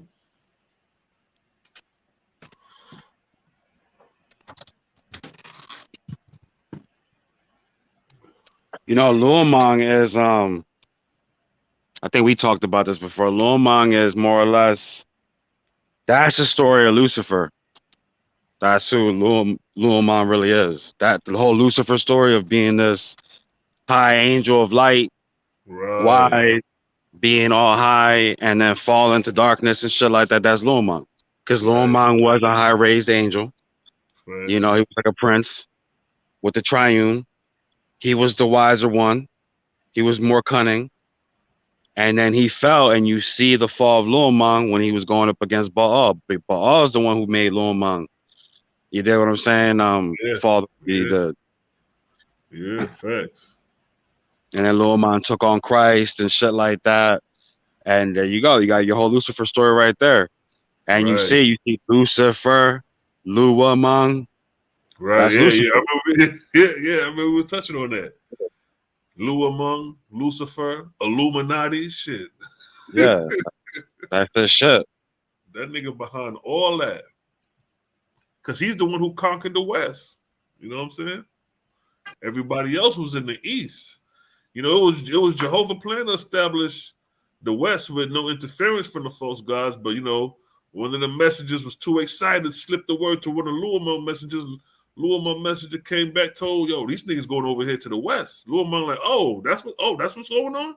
All right, nigga, we gonna send some emissaries to stop Columbo and them boys, and we gonna go over there and establish Christ in the West. Exactly what them niggas did. And they did it with the... You said they did it with what? They did it with the sword. Exactly. The sword and the goddamn Bible and the cross. So that shows you right there, like, look, nigga, Luamon, boy, Luamon single-handedly took over the West. This nigga though, from goddamn Rome to America. My bad, what'd you say, bro? I said Luamon single-handedly took over the West. I said from Rome to goddamn America is Luamon. That's crazy. And the borderline of Luamon and Jabril is Jerusalem, Palestine, because Palestinians is a lot of them is Muslim, and you know you got the Israel, but really Palestine is really Jerusalem. And notice that, look at that, Jerusalem is Jabril's base because of the Dome of the Rock. That shit is over the way the third temple is supposed to be built. So Jerusalem still got the stronghold of Palestine, but Luamon trying to creep back in through Israel and retake Jerusalem, because Israel is Tanakh. Tanakh is goddamn Luamon responsibility, even if he's not behind it, but just showing you the checkers, the checkmate that's going on and shit. Luamon trying to take back Jerusalem, or whoever the false god playing the God of Israel trying to take back Jerusalem. Yeah, you know what? They're probably playing like chess with one another. Kind of like how you had Xerxes and Leonidas with the slave. Right. So they're probably like behind the scenes.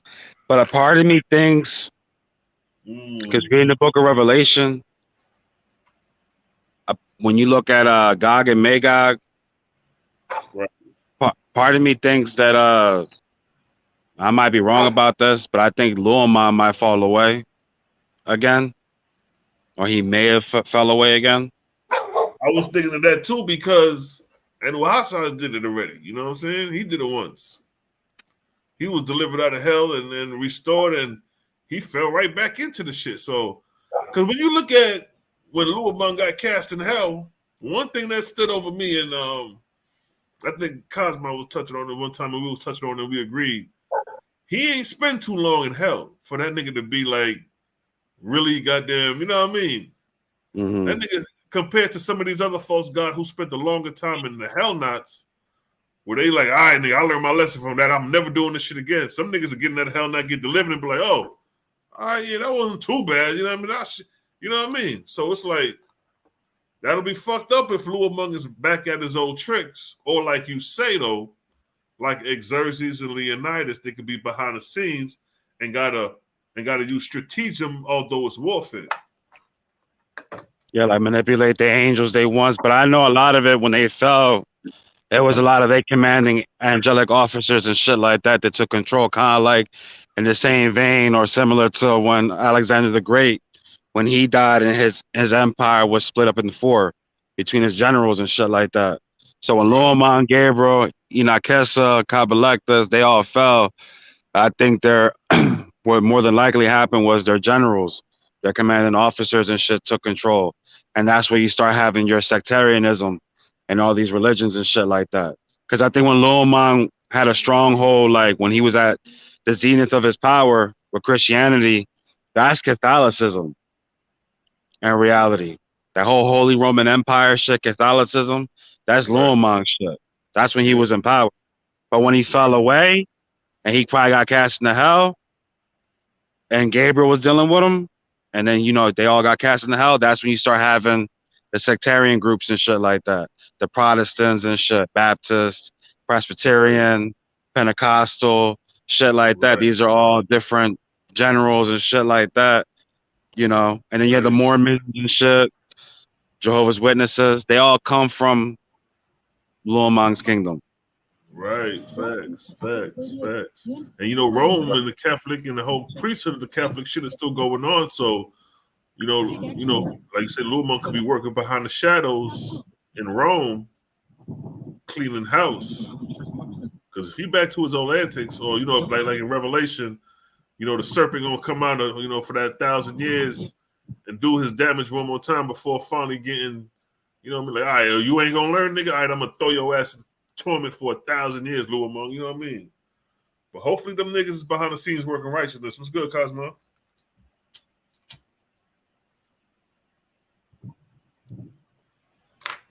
What's going on, bros? Just chiming back in, man. This was actually a good topic. I wanted to chime in on what Louis was talking about, because it's funny that, and this proves that Jehovah is common sense, right? Because he said he didn't know exactly what happened, but it made logical sense to him that the generals or the chiefs and captains would have split from Luamang, and they took over the Christ titles. And he's exactly right. Now, when you read, and how we know that is in the book of Radiance, right? The Osiris's channel, right? So we actually know, we get a glimpse of what nigga, we gotta find that Luamang. channel, nigga. I've been looking for that shit in the book of Radiance, bro. But go ahead. Yeah, it's on page 1090 in the book of Radiance. The God who end up usurping the title of Luamang of Christ is named Witoba. He is Michael. He is the Yahweh of today. He's also Allah. He's also Allah of the NOI. Ain't that crazy? He's also called Michael. You dig what I'm talking about? Wait, my bad. I wasn't listening. You talking about Luamang? My bad, Kyle. Were you talking about Luamang? Yeah, I'm talking about Luamang's general, one of his generals, right? Okay. Took over after Luamang fell, right? This is what I was saying, that just this goes to show that without you actually knowing, the story is actually explained. Osiris say Luamang is today working with our Algonquin ancestors to and working directly with the Faithists. The Algonquins work directly with us, and Luamang helps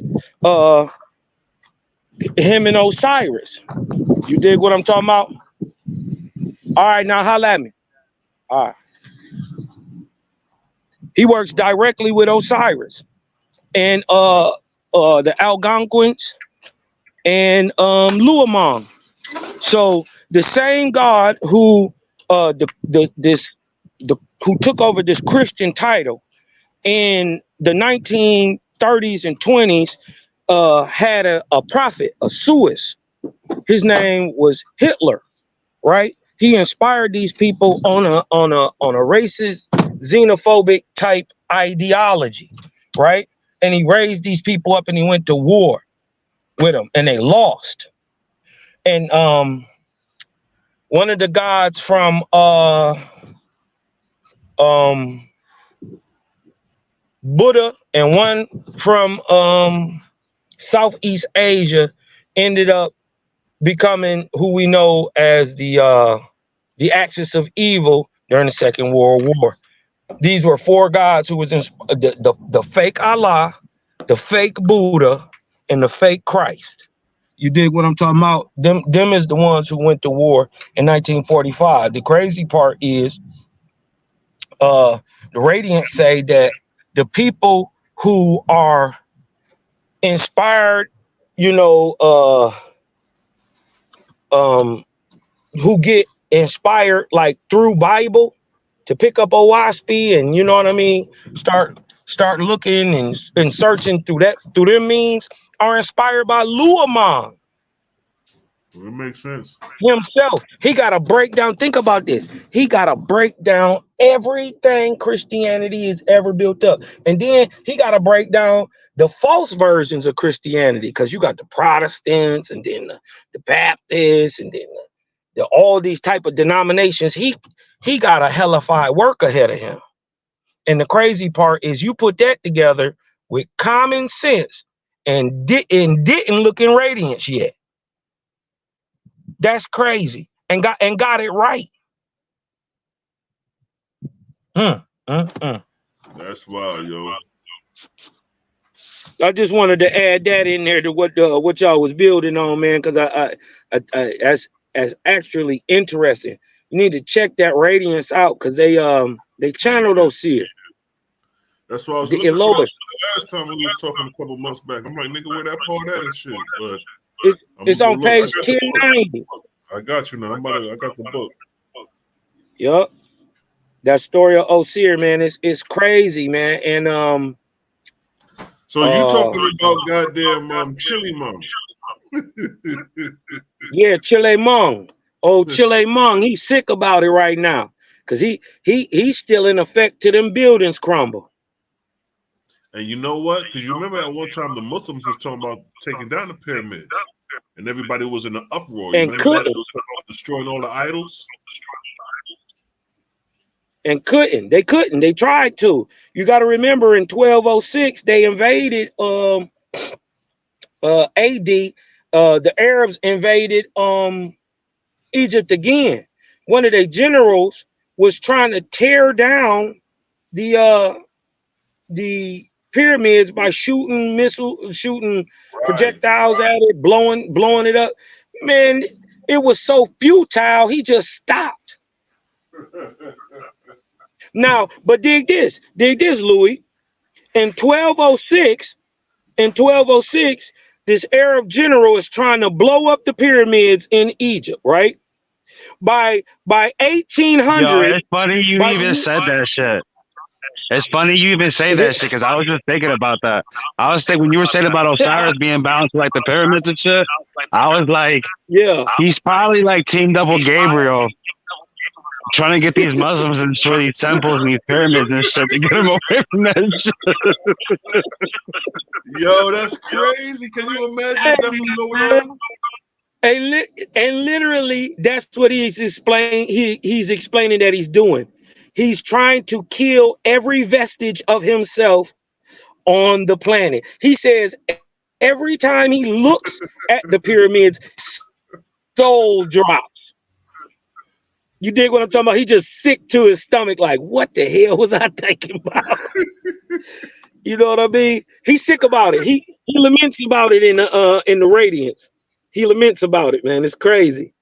But dig this. In 1206 AD, dig this. 1206 AD, they invade Egypt again. They're trying to blow the pyramids up, right? By 1800, right? Champollion and what's the French dude? The little guy, Napoleon and Champollion are going back into Egypt, and the pyramids are buried. Mm-hmm. They're totally buried. Remember, they found the Sphinx before they found the pyramids. They seen the head of the Sphinx, and they found that first. You dig what I'm talking about? It wasn't until later they found the pyramids. But them pyramids are tall, boy. That's a lot of sand. Yeah, facts. So we getting to the point. How the hell do you cover up a goddamn pyramid in the middle of the damn desert? In 1206, we see them. They right there. They trying to blow them up. By 1800, they covered up with hundreds. With what is that? Couple 100 feet of sand. The Sphinx was up to his the face. Yeah, but the pyramid was totally gone, and the pyramid is taller than the Sphinx. It just sits behind it. They were trying to go back Tepe the pyramid. That's what they were trying to do. Yo, we gonna go Becky Tepe these niggas. Yo, so I think this is what I'm thinking. There had to be an escrow. There had to be an escrow. And I think Egypt caught the tail end of it because really escrow is an 800-year period. It's two 400-year periods and 1,000 years in between. 1,800 years, right? You had escrow in the first 400 years, intermittent for the next 1,000, and escrow again starting roughly about 1050 AD to roughly 1450 AD. During that time, many people don't even know we were in a mini ice age. In Europe, we were in a mini ice age, but in the Americas, we were in the worst droughts ever known.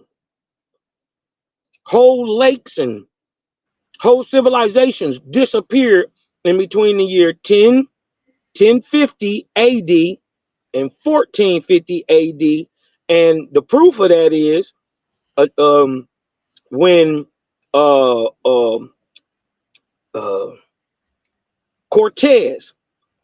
Cortez gets to America in 1519, right? He asked Montezuma, where did his people come from? He said his people had just bounced back from a great calamity. And they was putting themselves together. And at the time, and think about it, that had been only roughly 70 years.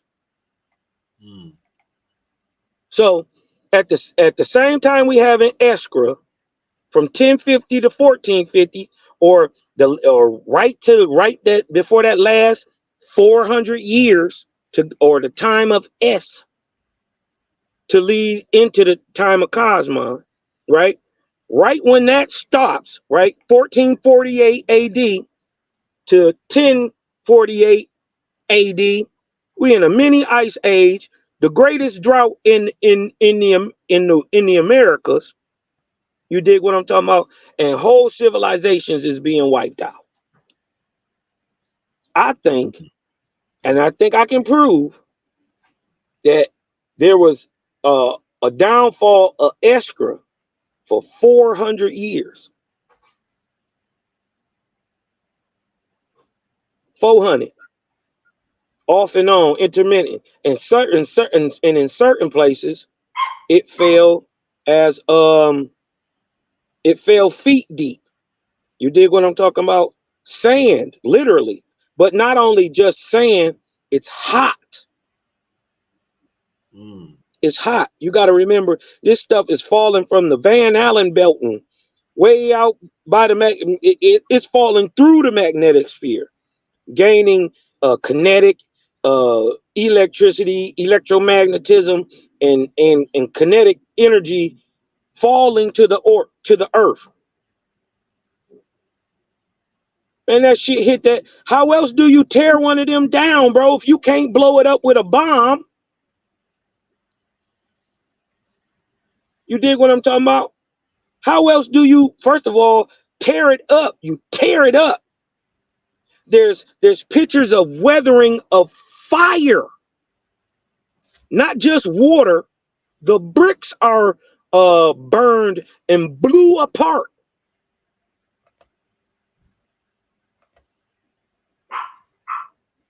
You dig what I'm saying? Yeah, man. That's what I'm saying. Some of this shit wild beat. I just showed some pictures showing the Sphinx up to its neck. You know what I mean? I'm like, but and that'd that's be a after good way. they found it. That'd be a good way for Osiris to get rid of the pyramids and send Ajah to bury them shit, so you ain't got to worry about destroying them. Just bury them motherfuckers. He tried it. He tried it.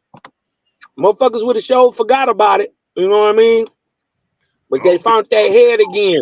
Remember, it wasn't till the time of Ramses. Think about this. From the time of Narmer, 3100 BC, to the times of Ramses II, right? The great Ramses, right? Circa 1300, 1330 BC. From 3100 to roughly 1300 BC, nobody seen the Sphinx. I'm talking old Kingdom Dynasty, nor Middle Kingdom Dynasty, nor the beginning of the New Kingdom. Nobody lays an eye on the Sphinx till Ramses has a dream. Remember, Ramses has a dream that the Sphinx tells him to unbury her, and she would make him the great Ramesses. And he put a tablet in between the paws of the Sphinx that you can still see today. This is how we know Ramses found it. He related the dream on the tablet in between the paws of the Sphinx. Right. So how the hell in 2500 didn't nobody see the Sphinx if it's right in front of the pyramids? Them niggas was walking above that shit the whole time. Walking above it the whole time, Selah. And the Sphinx was supposed to be a jackal originally, right? The Sphinx is really Anubis. Yeah, it's supposed to be a jackal. Right, the jackal, yeah. The Anubis mysteries. See, that's what I'm thinking. The Sphinx probably line more up, or Anubis would have lined more up with that first 200 years when they established the Anubis rites and ceremonies. That was probably dealing with the fakers. That predates the pyramids. And then think about this: we got Escra again. As a matter of fact, no, we got falling nebula that falls for 160 years, 140 years, from 4133 to 3973 BC. Escra, right in that time. So it could have been built. It would make sense because the Anubian rites come back in the Ark of Lu. Right at that border, and then we have the 4.2 kilowatt year event, the desertification of the Great Sahara, right the same fucking time that Owaspy is saying is nebulas is bombarding the earth for the next 130 some years. And then from what was it, Selah, 200 years, roughly 3750 BC, that they had a whole time of peace. Oh yeah, from 3953 BC to 3753 BC. I think that's the time period when the Sphinx was built. I think it was buried before then. But that's when they established the rites and ceremonies of the Anubis. I thought they came in the Ark of Lu before. Did it come before Abram and them or after Abram? Because you remember that's the borderline, to be honest. It's right at the border. It's at the borderline of both. Yeah, that's what I'm saying. So it still overlaps. Lu still overlaps into the, just like with the Ark of Kasban. You know, we still got the Ark of Bond still overlapping, and you know what I mean. We shaking that shit off slowly. And think about this too. Remember, Moses. I mean, not Moses. Abram, Brahma, Iwata, and Poe were all born in the Ark of Lu. Right. They was all born 39. They was all born 3973. 20 years before the Ark of Spita. So by the time they came, 3993. Years. See, that nigga Abraham was born in July 3742. And this is how we know, because right at that time we having a shift in the sky. We're going from the lion, right, Leo, or what the Greeks would call Hercules, or the sun in Leo, right? We're going into the time of Aries, or the ram. You dig what I'm talking about? What did Osiris say his signs was gonna be? The ram and the ewe. You dig what I'm talking about? The half man, half horse. This is why when you see Moses I keep saying Moses, Abraham, depictions of Abraham, he always has the horns, because it's an astrological sign. It's a sign of him being born between two times, because he was born in the Ark of Lu, but he did his work at 40 years old in 3953 BC. He was 40 already. At the beginning of the Ark of Spita, he was already 40.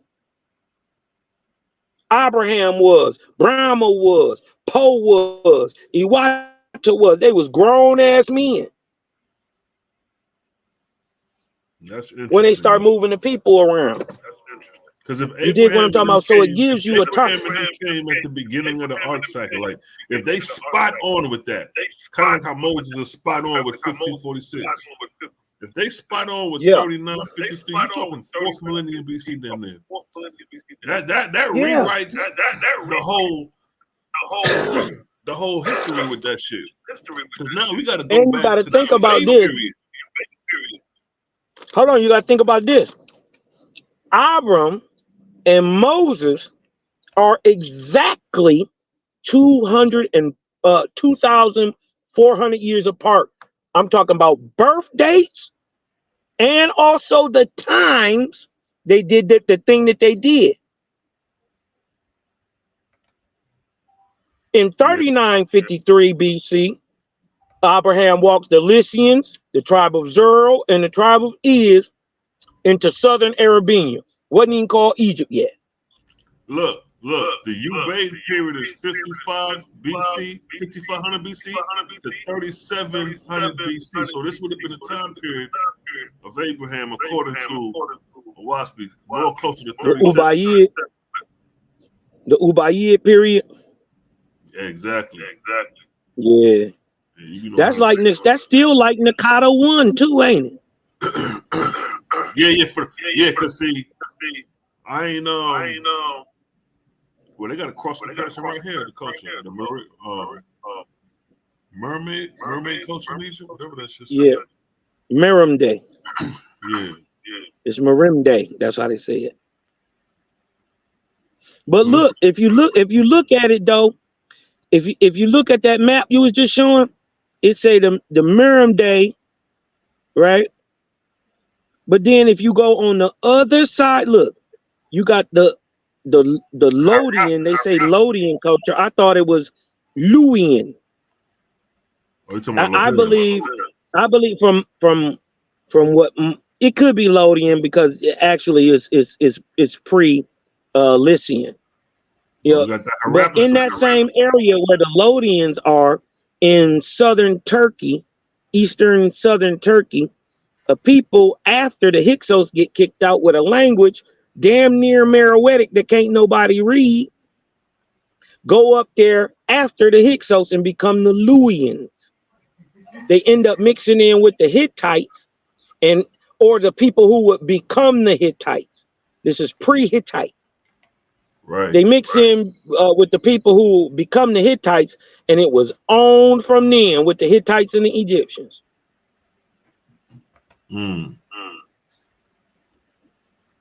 So if you look, the Ubayyids are a Persian people.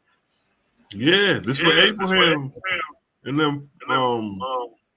Well, that one theory is that, but this would have been a time period, right? Right here. Ubaid. Let me see what else. Dang. Trying to find that time period, Joe. And we know if you go back up there, go back up to the chart, or you can look this up real quick.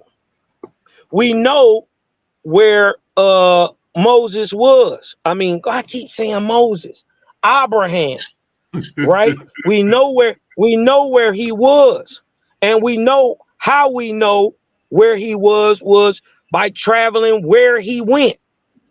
First of all, we gotta see the city of Abraham's father. That's where he comes from. And where is that city? Abraham's father is named Terah. So if I wanted to say the city or the place of Terah, the name would be Taran. Right? How do we know that Tehran, modern day Iran, you dig what I'm talking about, is the place of the birth of Abraham? First of all, the city is named after his father, but after Moses leaves, before he goes to Haran, to the city of his brothers, Haran, or what they call right? Before he goes there, he goes through a desert called Haud Lutz. Now, I want Sela to look this up. Look up the Lutz Desert and look where it is. Lutz.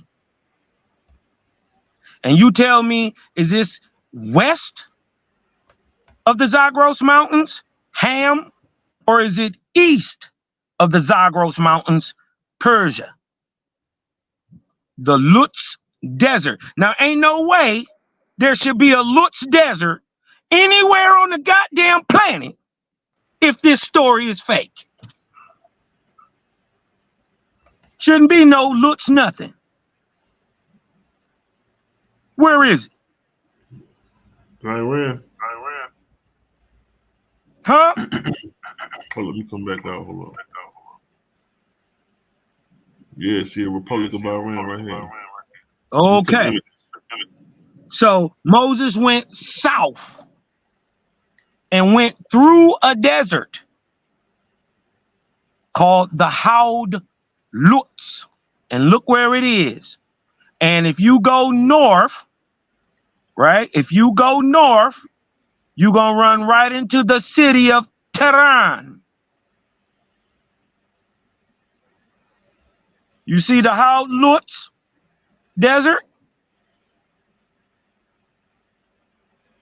He went south.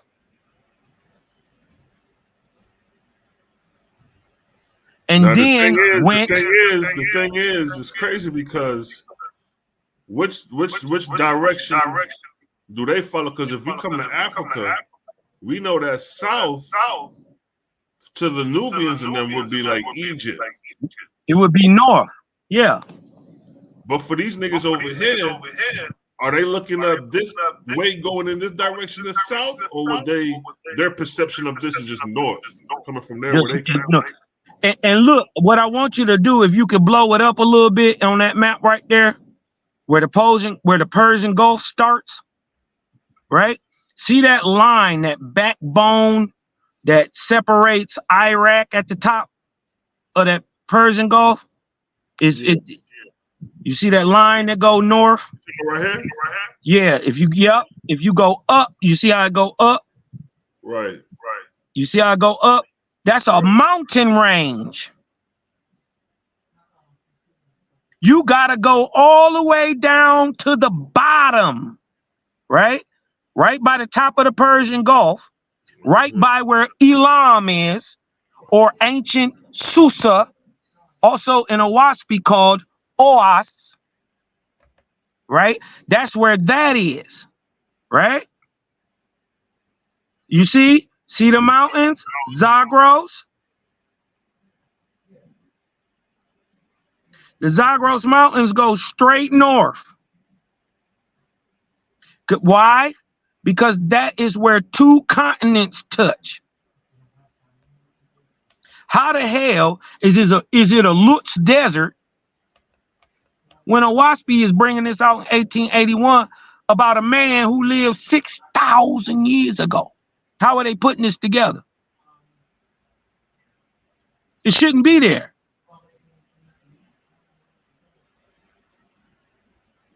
That's wild, yo. And look, he got to go down towards Elam. He got to go down, right, to the bottom of Mesopotamia. You dig what I'm talking about? Babylon is all the way north. Babylon is all the way north. You can't even get into Africa coming from the east, right? Especially on this southern route, unless you go this route. These is all Persians, all people from Iran. You dig what I'm talking about? Now, if you want to get an idea of who, you see where he had to go through, why he had to come down through the Lutz. Look where Tehran is. Look, it's right above the word Iran, right there. This is why he had to come down through Howard Lutz. That nigga would have had to come way up here and come around to come down. Right, so he didn't. He went down.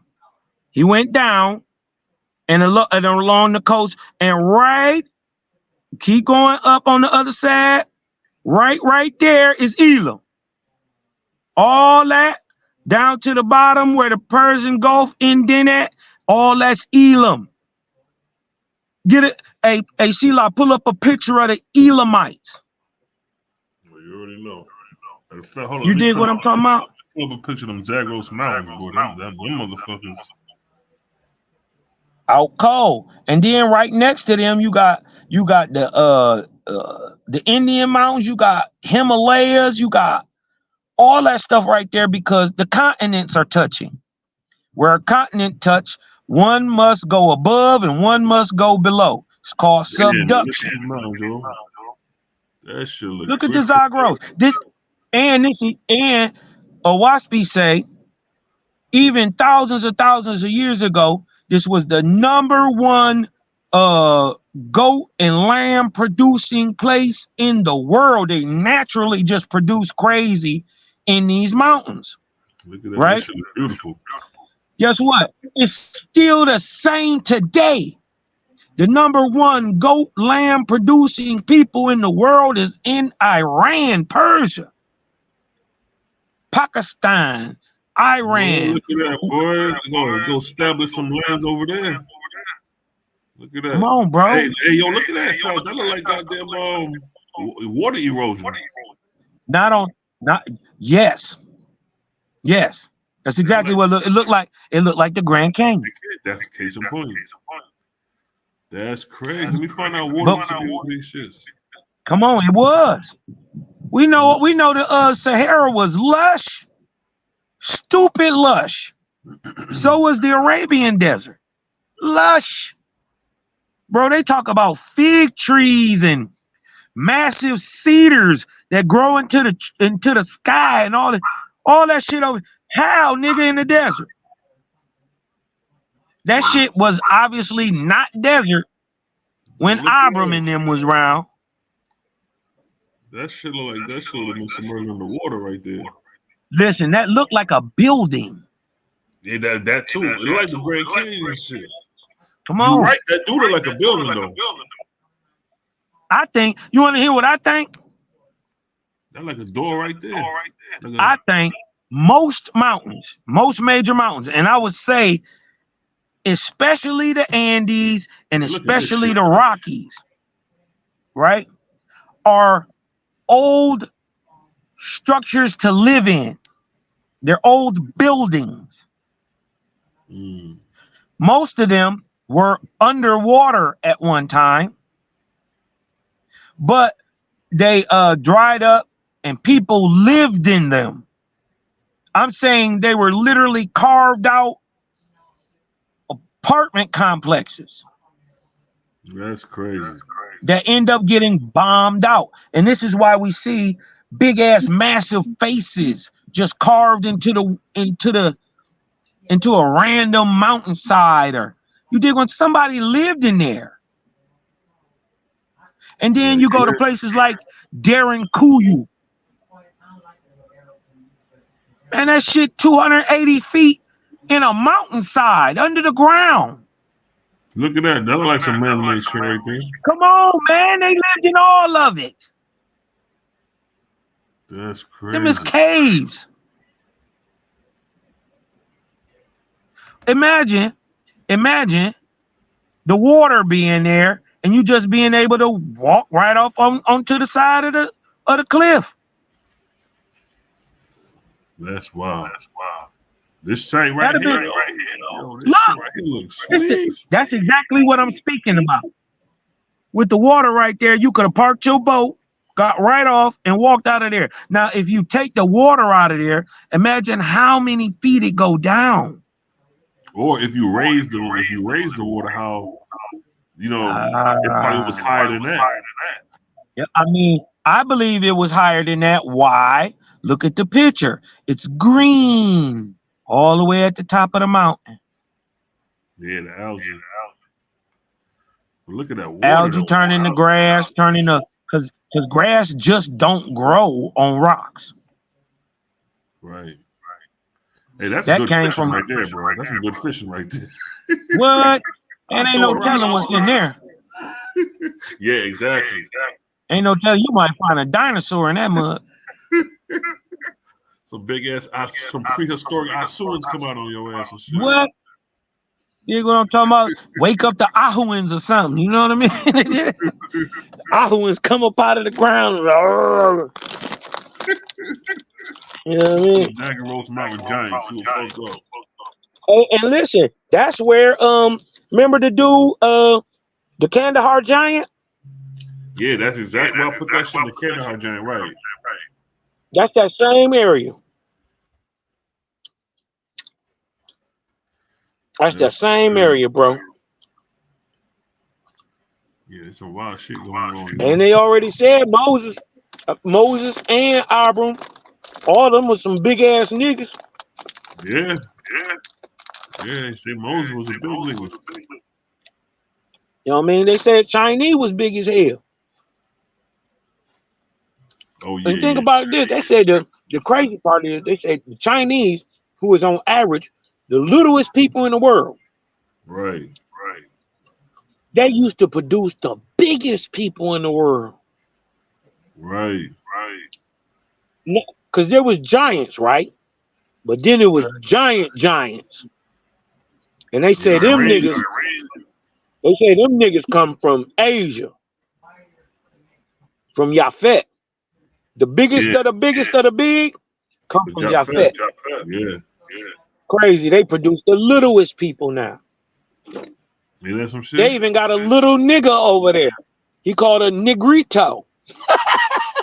And that for real, it mean little nigga. Yeah, you're right. Them niggas was irons, man. And little niggas. Oh man. Hey man. I had to say though, I had to say, boy, you put a whooping on that boy Zion. Man, you know that was easy work, boy. You know that. Man, that was just but it was bloody though. Yeah, you couldn't even. The thing was, it was like, you was like fighting in fast motion, and he couldn't. Yeah, I'm trying to hurry up and get this shit out because I got so much to get out. That's why I said if I would have had that 15 minutes, boy, that should have been uglier. Listen, bro, you did that in 10-minute clips. Hold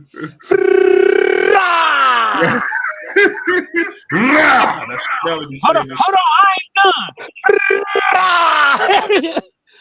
You dig what I'm talking about? I ain't done. Hold on, them niggas you niggas still breathing? Here come the raid. You dig what I'm talking about? Cause hey man, that was amazing. Cause and then how you know, listen how you know you had him up under so much pressure. He started lying. He started lying. And instead of going into his book, right, and letting his God defend him, instead of he defending his God and him defending his God, let his God defend him. You dig what I'm talking about? Instead of going into that book, he tried to go into our book. He showed, and then he pulled out 3 sources, bro. Every single one of his sources debunked what he was saying. He didn't even know when he tried to say Elohim. He said, first of all, he said Elohim. Sila Shalom says Elohim is plural. Elohim is not plural. And then he pull up the source, and right there it say Elohim plural. I said, damn. He tried to skip past it real quick. He tried to skip past it real quick, and then he tried to skip past it real quick. The same way he did Bazel with the cease and to rest. He tried to skip that shit real quick too. Yeah, but in the source it say cease and rest, right? And it are synonyms, and it wouldn't matter if it was in English, Hebrew, Latin, Greek. It would have the exact same meaning. Hey, yo, look at the screen. Look what the elder put. Man, Craig, listen. Yo, look at the screen. Look what the elder. What is flying, lying, dying, live. Yo, peace to the righteous God. What's good, kid? Yo, peace to the righteous God. What's good, kid? What's up, brother? How you doing, brother? Oh, man. Brother? I can't complain. Oh, yes, sir, man. So, what's your take on that debate, man? Did you get a chance to see it? Yeah, I've been watching. Keeping it out. Okay. Knowledge on it.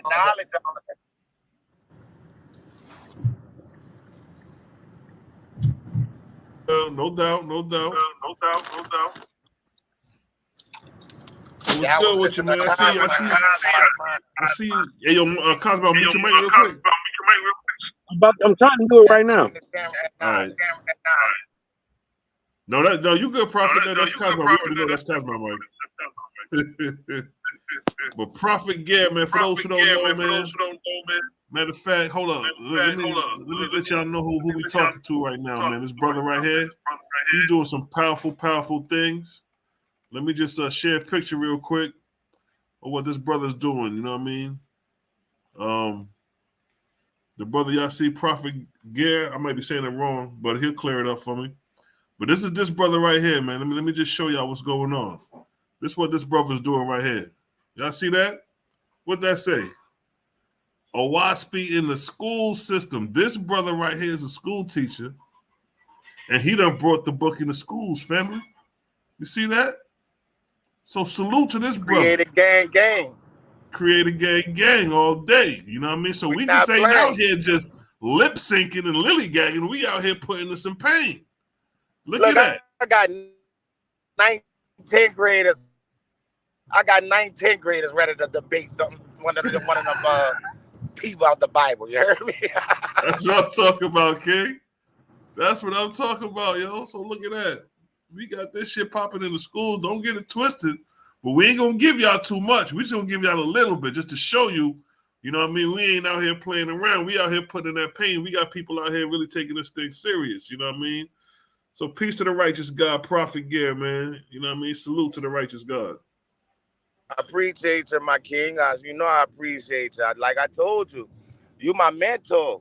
You know what I'm saying? Cosmo, y'all my mentor. So I'm learning from y'all so I can be able to teach the babies the correct way. You know what I'm saying? I'm following to be a good leader, so to speak. You know what I'm saying? So King. Yeah. So continue to teach, my king. Continue to teach.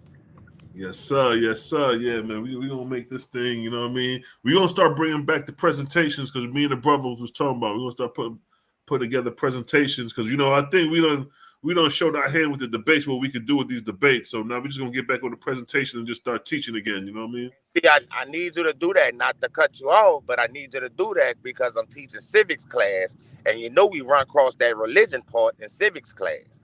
You feel what I'm saying? I'm already using your slideshows and everything to teach my babies. You feel me? That's So when you what's do these presentations already, they already familiar with you. So remember when I told you I'm gonna be able to call you FaceTime and you can be able to have a lecture of certain little things once we be able to get our things, sit down and then all that at the round table, how you want to do it for the little 45 minutes for a class. You feel me? Hey, I'm all for that. I'm all for that. We can definitely make that that practical. So we about to hit the babies. We ain't worrying about the old adults that's stuck in their ways. We gonna catch the youth. You feel me? That's the guidance. That's right. That's exactly right. They don't understand that the WASP teaches you to serve the people. That's what they gotta understand. We talk about the gods and everything like that, these ranks and everything like that, but I never ran across anything about murdering somebody. Never ran across anything about hate in the Owaspi yet. The Owaspi teaching is about love and uplifting. You feel what I'm saying? So it do point out the false gods and everything like that, but as far as like the discipline and everything is basically uplifting. Exactly. So I don't see why people need to sit down and read the book and stop judging who wrote the book because they judging the book by the cover. You feel what I'm saying? And if we judge the book by the cover, all of us will get degraded because I got gold teeth. I had long dreads. I got a body full of tattoos. So if it was to judge the book by the cover, should I be a 9th grade, 10th grade teacher in front of classroom? Big facts. Big facts. So we can't judge just because it's a white author that was a dentist. If the spirit come in a person and the spirit of the creator is given the knowledge and the enlightenment to teach the people, we need to take it from that. We can't take it from the flesh because we are spiritual beings, not human beings. That's First right. off. Facts. Facts. So back to my big brothers. You know, I'm on the road. I just had to chime in. You know what I'm saying? Yes, sir. Yes, sir. Amen. I appreciate what you're doing, King. We appreciate the work you're doing. And I appreciate y'all. You feel me? Like the flowers is received and is given at the same time. Big facts, man. Big facts, man. When I leave this thing this time, I ain't coming back. I'm going to the next realm. I'm going to the third heavens. You know what I mean? Exactly. We trying to get there. Hey, we gonna be up in them high heavens chilling. I'm trying to be a teacher in the heavens. You heard me? That's right. Right now. That's what I'm talking about. That's real shit too. You know what I'm saying? Yeah. When you, I don't know if you went through it yet, but when you go through the book of Divinity, you're gonna love that because it's talking about the educational system of the first and second resurrection. You'll enjoy that read right there. So I'm about to attack that hard. That's gonna be my homework. Yeah, that's like and the good thing about it, that's like the first, maybe like the first 4 or 5 chapters. It breaks down the primary education of the first and second resurrection. It talks about what the angels do from the time they cross over to the time they become the Lord God. You'll love that. Trust me. Right. And that's where I'm at with it. That's where I'm at with it, brother. I'm appreciate, feel me? So I'm on the road. I'm still listening. And I love y'all, brother. Amen. Salute, King. You know what I mean? And just, you know what I mean? We'll stay in touch. Create a gang. All You say day. in the chat. Create a gang. All right, beloved. Salute. All right, beloved. Oh man, peace to the brother, Prophet Gayer, man. He doing a hell of a work. Yeah, man. He got the Owaspi in school teaching them babies, boy. I said, look at that, man. Who would have Susan Martin be when she seen that? She was shocked. Boy, she was like, what? She said, I would have never thought to see this day. And they got the Owaspi in the prison system now. Yeah, I heard. You know what I mean? Yeah, it's going down, bro. Listen, the footwork we putting in, bro. I see it paying off. Yeah. I couldn't have. Honestly, I couldn't. No, go ahead. No, I'm just saying, honestly, 10 years ago, I couldn't have seen this. No. I couldn't have seen this. I had a head full of knowledge. I was lonely as fuck. I thought I was the only person in the world who knew this shit, bro. Real talk. I ain't gonna lie. It was But just you trying to know have. what, you know what, though, King? It's like we was all rocking out just on Facebook. Me, even back when all of us, Louis, all of us back, we was rocking out on Facebook. But I think what brought this shit together is when we had that fucking presentation on Malachi Maccabee channel. Yo, I think that's when that was the precursors of Creator Gang right there. As far as like, man, because when Malachi presented our information on his channel, whether it was the debates or the presentation, I forget, but definitely the debates. That nigga already had a whole fucking following of motherfuckers.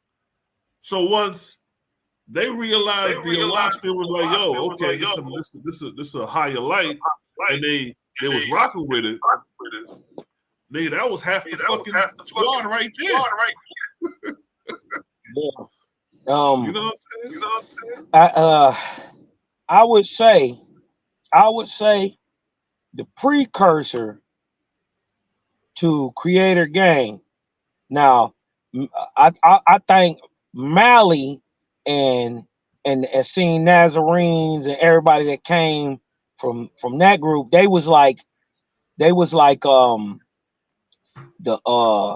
nutrients that you give to a plant. You dig what I'm talking about? I think the plant was planted and it grown from the previous chat, the Center for Progressive Faithism, the old chat before the Creator Gang chat.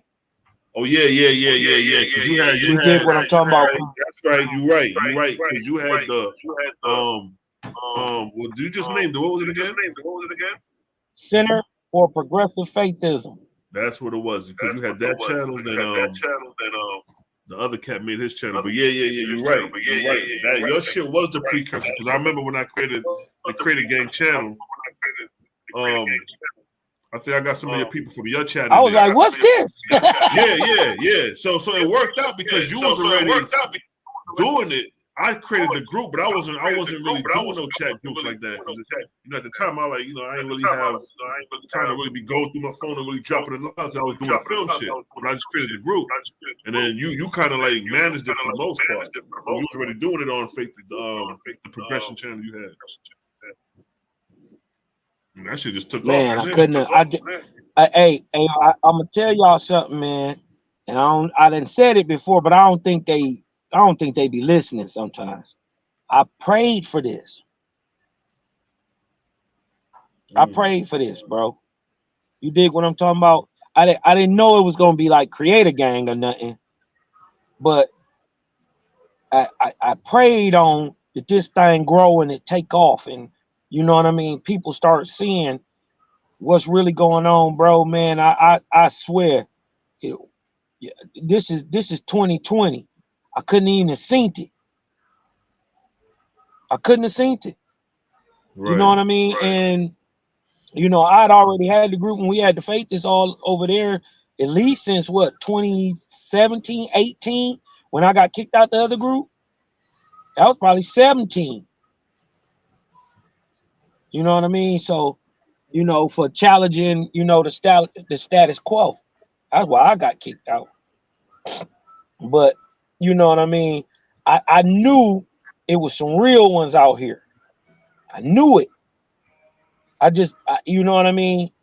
We just hadn't come together yet. I prayed on it, bro. So a nigga can't tell me nothing about prayer. Can't tell me nothing. Like Kanye said, you can't tell me nothing. Because I know it worked. I know it worked. Man, it's such a blessing to just be rocking with y'all cats, man. For real, man. It's truly a blessing. It's a pleasure too. Yeah, I enjoy going hard for y'all, man. I enjoy it. You dig what I'm talking about? I be, like I can imagine like the old school warriors when they go to battle, ain't no better feeling than that. Right. It's you see what I'm saying? It's not about dying or being scared. It's about being in that moment and being always on. You see what I'm saying? Right. That's when you in God mode right there. When you can't slip. This is how you hit 114 on a nigga in 4 quarters. 114. Right, that's crazy. I didn't even keep counting. 114. This nigga put up 3. Can you imagine if that was a ball game and a nigga Bro, put up 16 points and a nigga put up 3 points? How embarrassing that would be? Bro, that's like 28 points a quarter. That's crazy. You done did what they would do in a whole game every quarter. That's crazy. That was, like I said, that was supposed to be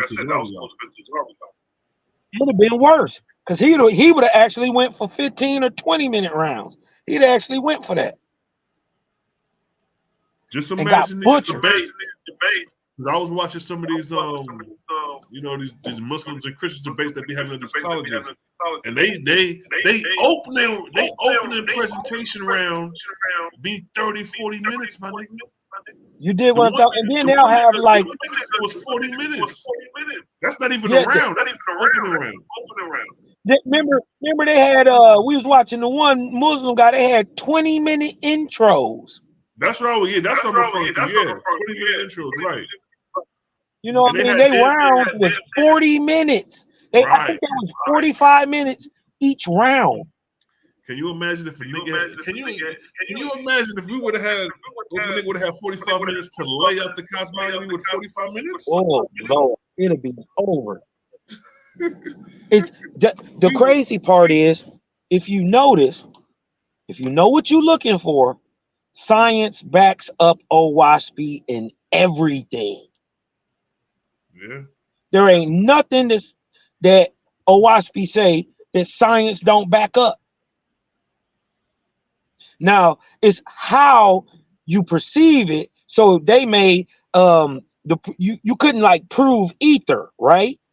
But you could prove muons and gluons of how things interchange. And see, they know it happens, they just don't know how it happens.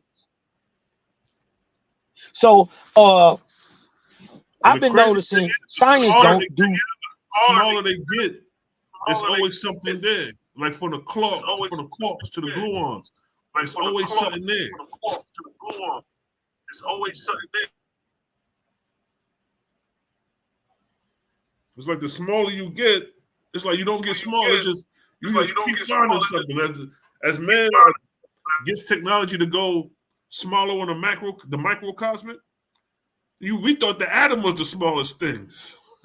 Oh shit! Guess what? There's some quarks. Oh what's making these quarks hold together? Oh, the gluons. And that should have just magnificent. It was good, Lucy.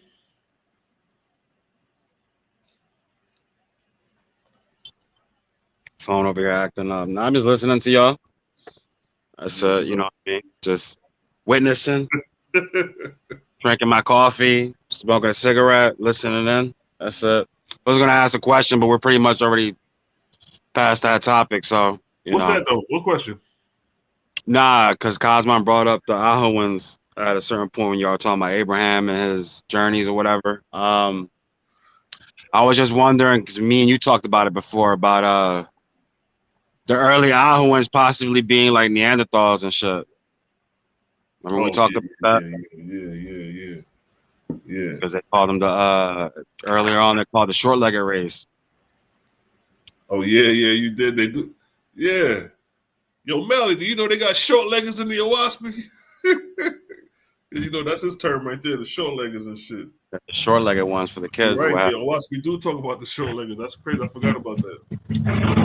That's possible, you know what I mean? It's like shit. They get shit so mixed. I got to get on that genealogy too, because I remember one thing Shibu asked me to do before she passed was a breakdown on the races, the Ions, the Ahawans, the Drunks.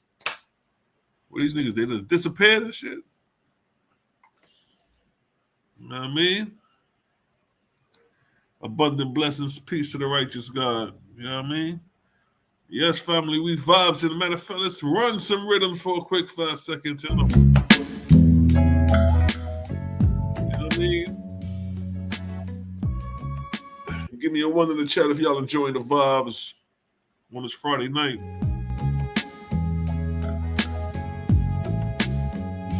It's the vibes.